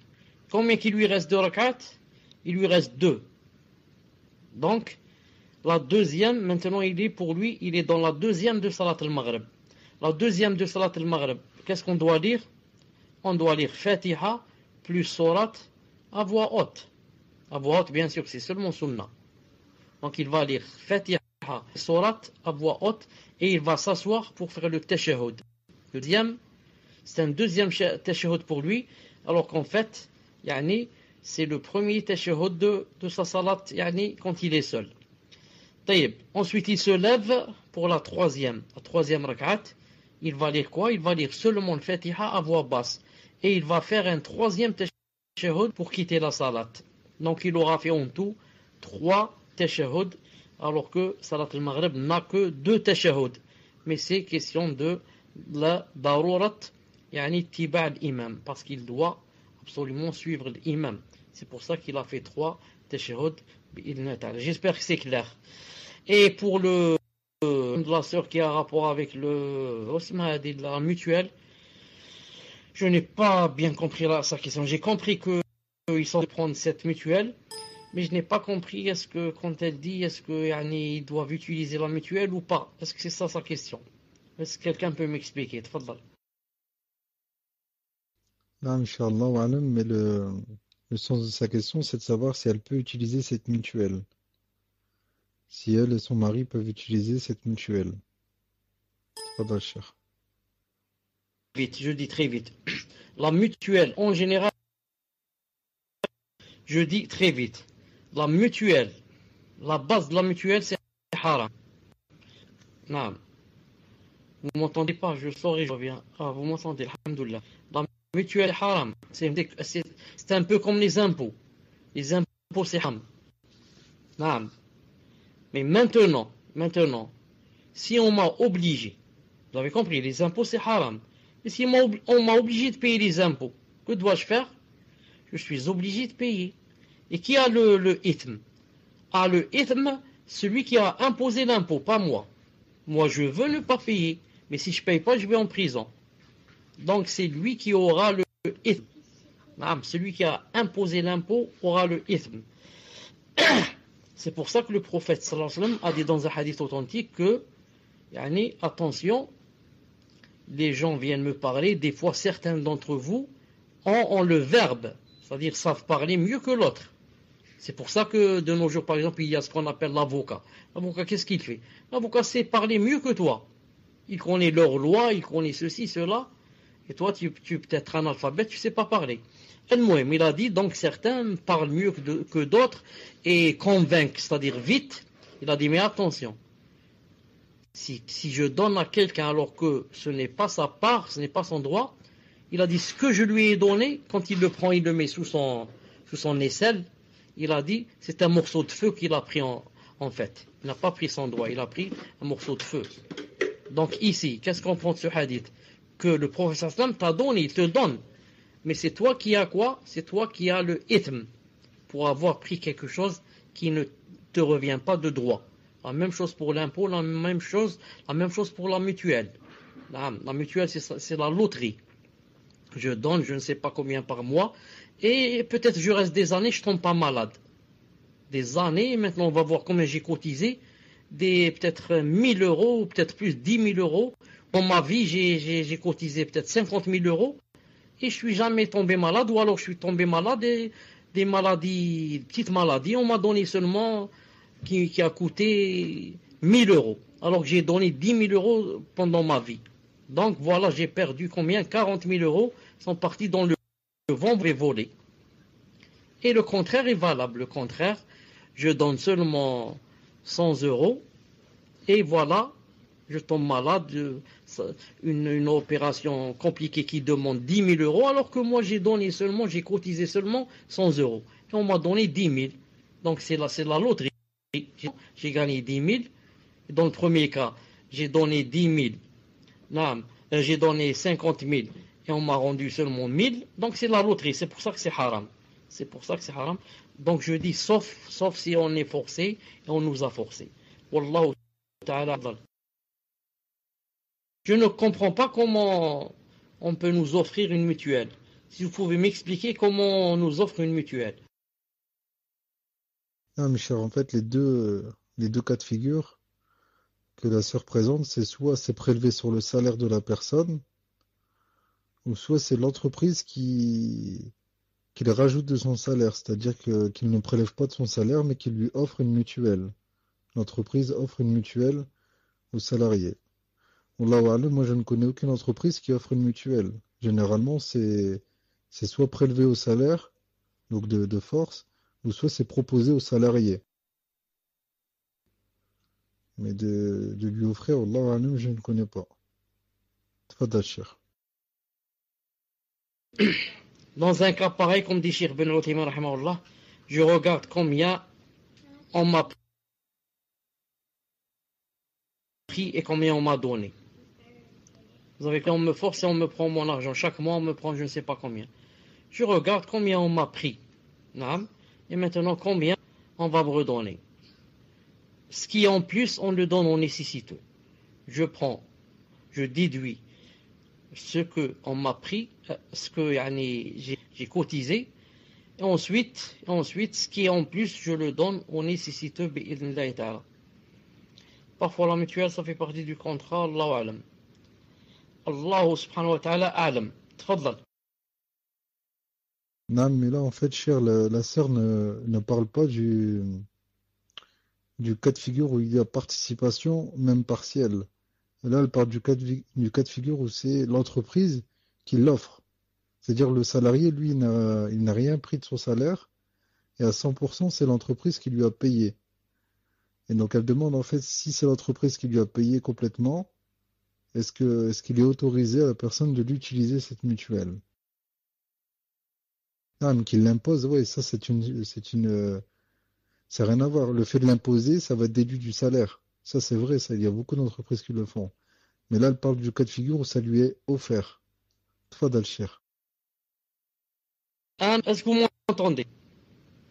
C'est libre, mais des fois, c'est difficile de le prendre. Chauffe, il y a une différence. Il y a une différence entre... Je disais, il y a une différence entre la société me paye les soins gratuitement. À chaque fois que je tombe malade, c'est gratuit, c'est la société qui me paye les soins. Ça, c'est halal. Si quelqu'un veut me payer les soins, je serai ravi, je serai content. Que ce soit un kafir ou bien un juif ou bien un bouddhiste. S'il me paye les soins, c'est lui qui veut faire du bien. Mais si par contre, la société va contracter une assurance à ma place pour me payer, dans ce cas, ce n'est pas possible. Pourquoi? Parce que c'est la même chose. Je pousse l'assurance, je pousse la société à payer une assurance à ma place. Au lieu que ce soit moi qui paye, il y a quelqu'un qui a l'assurance à ma place. Au lieu que ce soit moi qui boive le vin, alhamdoulilah, donc vous m'entendez? Alhamdoulilah, est-ce que vous avez entendu la réponse? J'ai dit, si on me paye les soins, c'est permis. Mais si on m'offre une assurance, ça veut dire on va faire une assurance à ma place, c'est la même chose, ça veut dire que c'est interdit. Pourquoi? C'est comme si moi, au lieu que ce soit moi qui paye l'assurance, il y a quelqu'un qui va payer l'assurance à ma place. Donc c'est au lieu que ce soit moi qui achète le vin, il y a quelqu'un qui va acheter le vin à ma place. Ça, ce n'est pas permis. Mais si par contre on me paye des soins gratuitement, ça c'est permis, Inch'Allah Ta'ala. Wallahu Ta'ala alam, mais si vous pouvez contacter un savant, ce serait mieux, Inch'Allah Ta'ala. Tfadlal. Question suivante. La personne dit, je voulais savoir si vous pouviez faire des petits audio vidéos, environ 5 minutes, questions-réponses dans la Aqidah et le fiqh en Darija. En effet, c'est pour mes parents et mes beaux-frères et pour les immigrants en général qui se réfèrent souvent à ce qui est dit sur Canal Algérie et n'écoutent pas les bonnes personnes. Barakallahu fikum, cheikh. Non, c'est une bonne idée.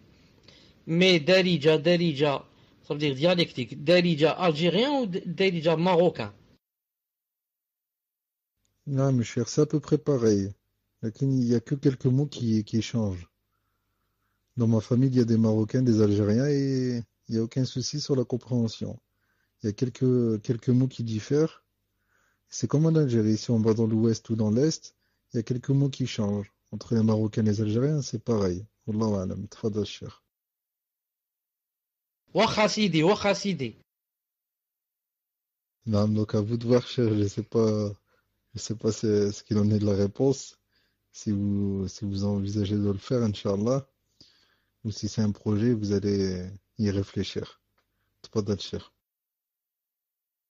واخا سيدي كيكون الوقت ان شاء الله كندير هاد العمليه هذه واخا ان شاء الله. واخا الشيخ. Question suivante. Question d'une sœur qui dit: quelle doit être la position du musulman face aux découvertes scientifiques? Par exemple, comme le fait qu'il prétende avoir découvert une autre terre où la vie serait possible, etc. Barakallahu fikum. Tfadal cheikh. Non, tout ce qu'ils disent, tout ce que disent les savants, etc. Non, je vois yani, ce que disent nos savants de ce que disent ces savants qu'ils ont découvert. Parce que moi, toi, on n'a pas le niveau requis. Alors il est possible qu'ils disent quelque chose, que ça soit vrai, et que nous, par ignorance, on va nier. On va dire non, c'est pas vrai, ça, c'est pas possible. Alors que ça existe dans le Coran, par exemple, ou la Sunna. Et vice-versa. Il se peut que ça soit fausse, une chose fausse, et nous, on l'accepte. On dit oui, c'est vrai, j'ai vu la vidéo, j'ai vu ceci. La vidéo, c'est maintenant plein de trafic. Il peut te montrer des choses qui n'existent pas du tout. C'est pour ça que jusqu'à présent, de nos jours, beaucoup ont dit que les vidéos qu'on a montrées des États-Unis, comme quoi ils ont marché sur la Lune, etc., avec des vidéos qu'ils ont montrées, ils ont dit que c'est pas vrai. Ils ont dit pourquoi il y a le vent sur la Lune alors qu'il n'y a pas de vent là-bas.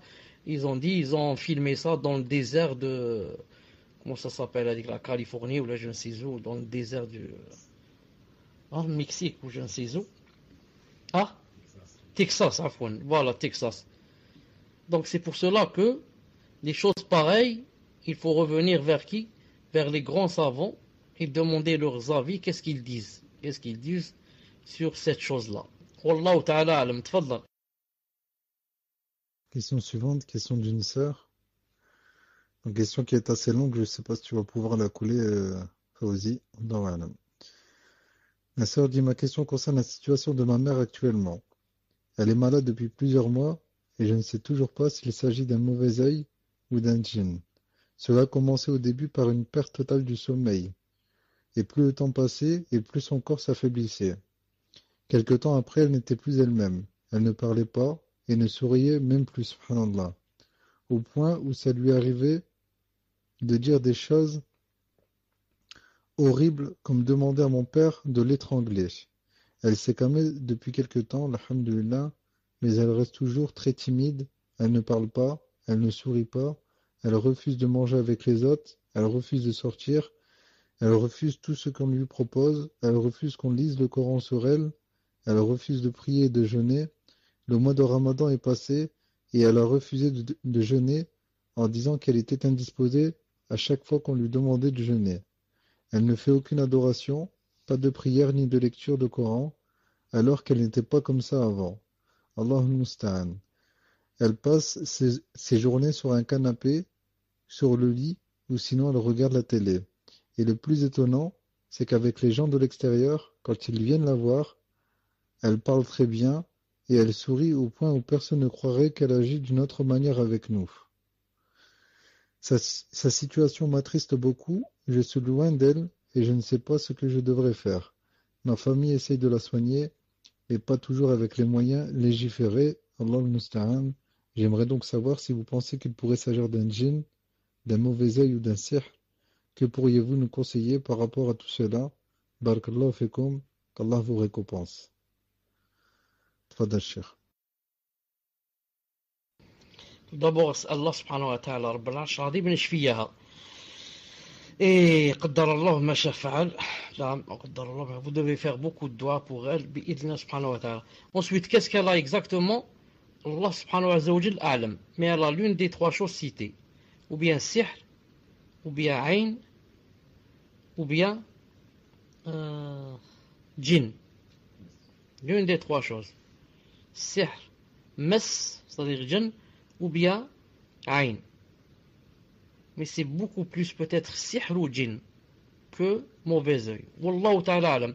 C'est avec la ruqya qu'on peut savoir ce qu'elle a exactement. C'est pour ça que je donne un conseil, tant que cette chose est nouvelle, il faut profiter. Car toute maladie, quand elle est nouvelle, c'est facile de trouver le remède. Il ne faut pas laisser jusqu'à ce que ça se complique davantage et que de mauvaises choses peuvent arriver, que Allah subhanahu wa ta'ala vous en préserve.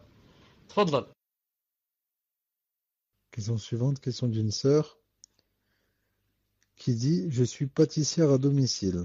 Je marche sur commande. Ai-je le droit de faire et vendre mes gâteaux si on m'en commande pour des fêtes chrétiennes, comme les anniversaires ou Noël par exemple?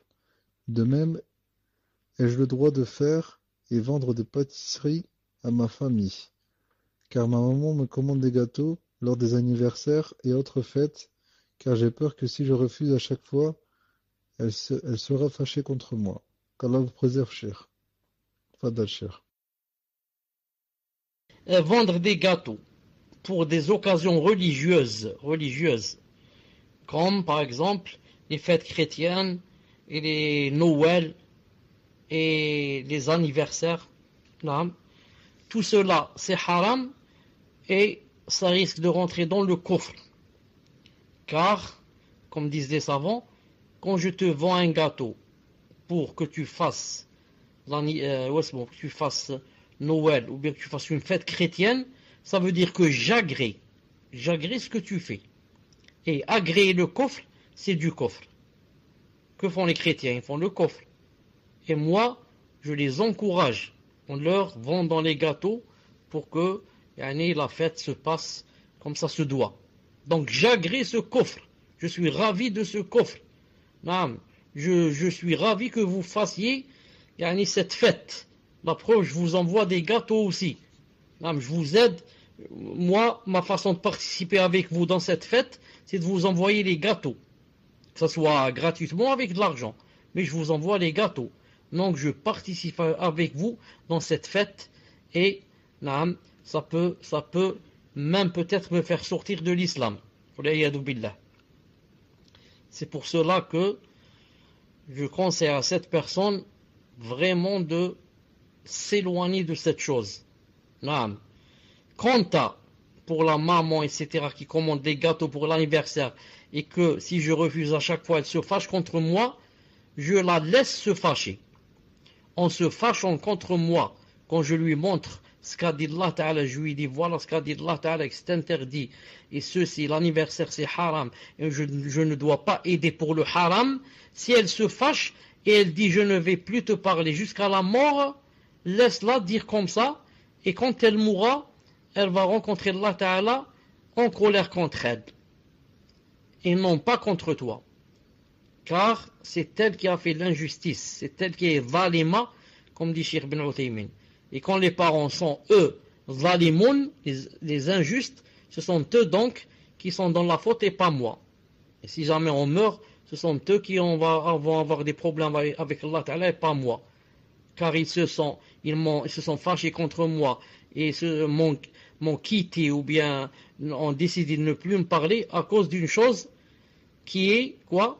Qui est juste, une cause véritable, à cause d'Allah Ta'ala. Donc ce sont eux qui sont dans la faute.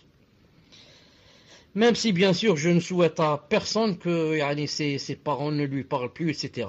C'est pour cela que même si tu dois arrêter ces gâteaux, arrêter de les préparer pour ne pas avoir cette rupture avec ta mère par exemple. Si tu sais qu'elle va te dire il faut que tu me fasses ces gâteaux, sinon on ne se parle plus, etc.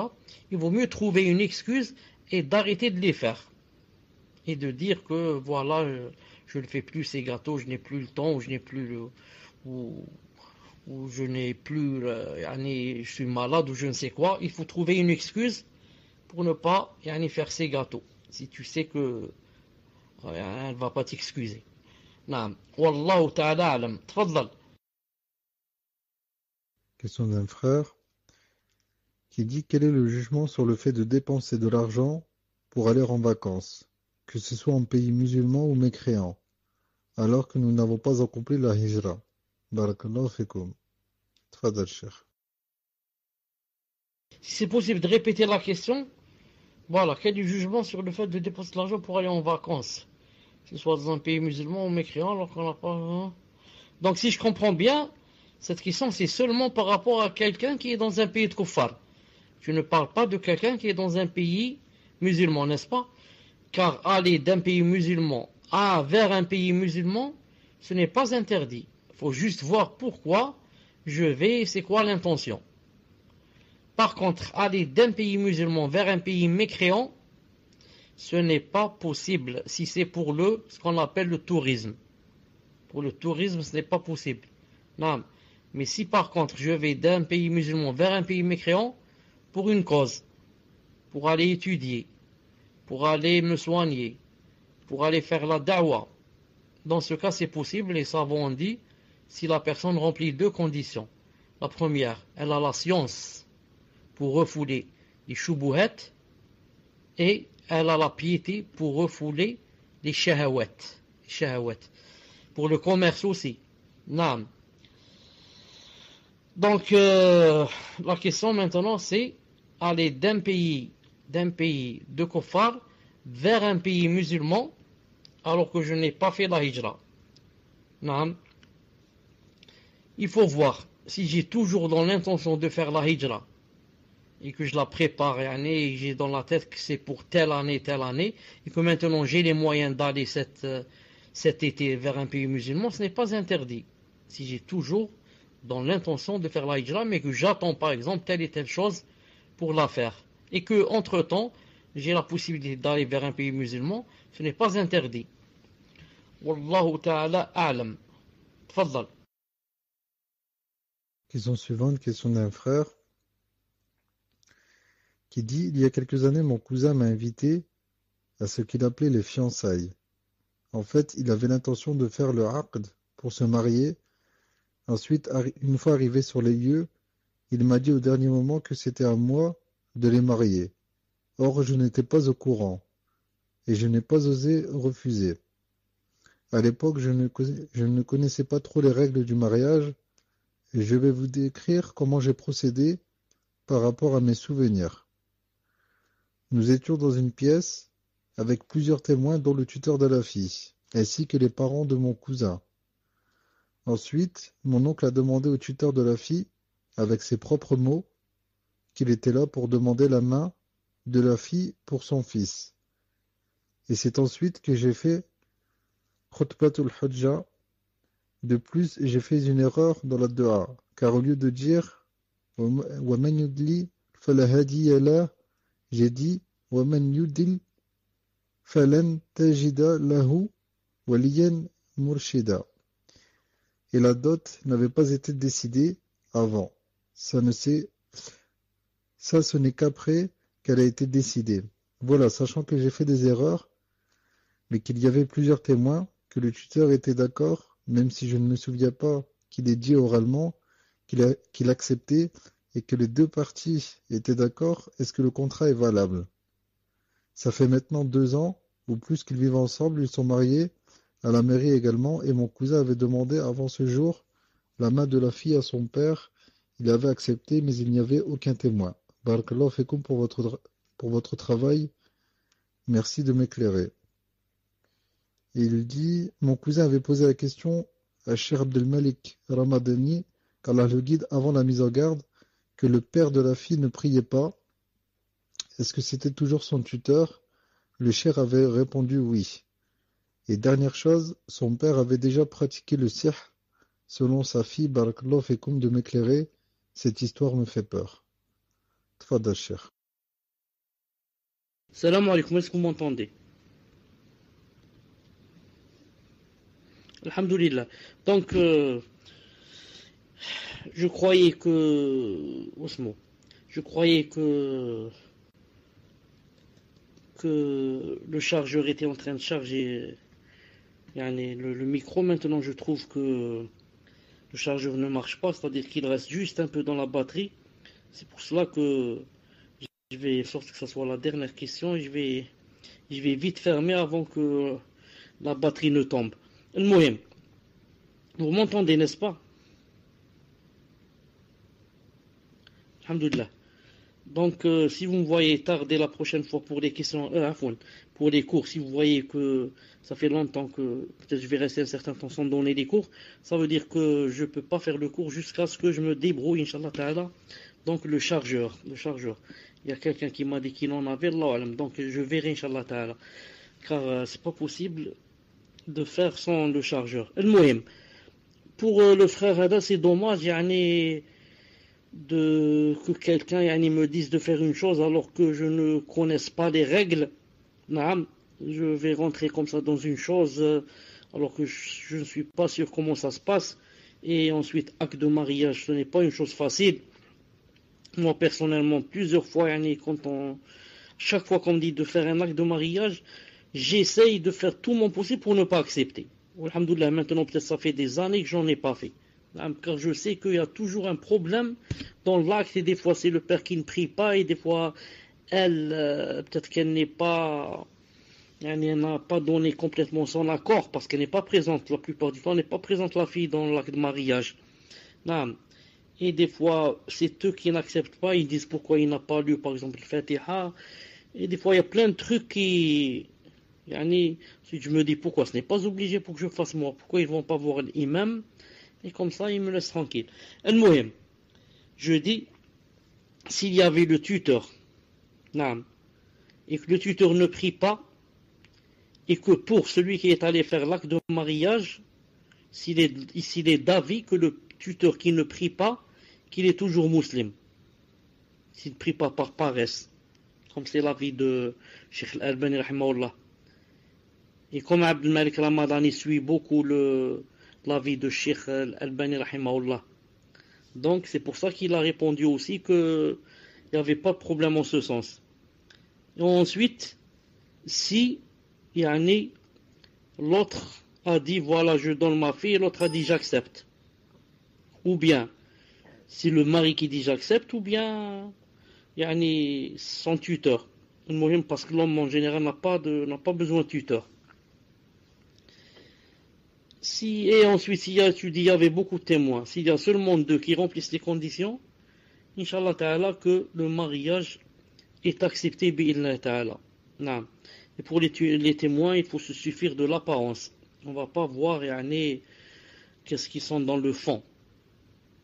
Mais on se suffit aux apparences bi'illah Ta'ala. Dans ce cas, Inch'Allah Ta'ala, je pense que le mariage, Inch'Allah Ta'ala, est valide.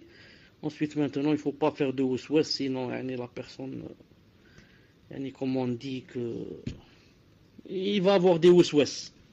Wallah subhanahu wa ta'ala alam. Voilà, je dois arrêter vite. Je dis subhanakallahumma wa bihamdik, ashhadu an la ilaha illa ant, astaghfiruka wa atubu ilayk. et dans l'intention, Inch'Allah Ta'ala, qu'on se rencontre bientôt, bi'idnillahi Ta'ala. Fikum barakallah. Assalamu alaikum wa rahmatullahi wa barakatuh.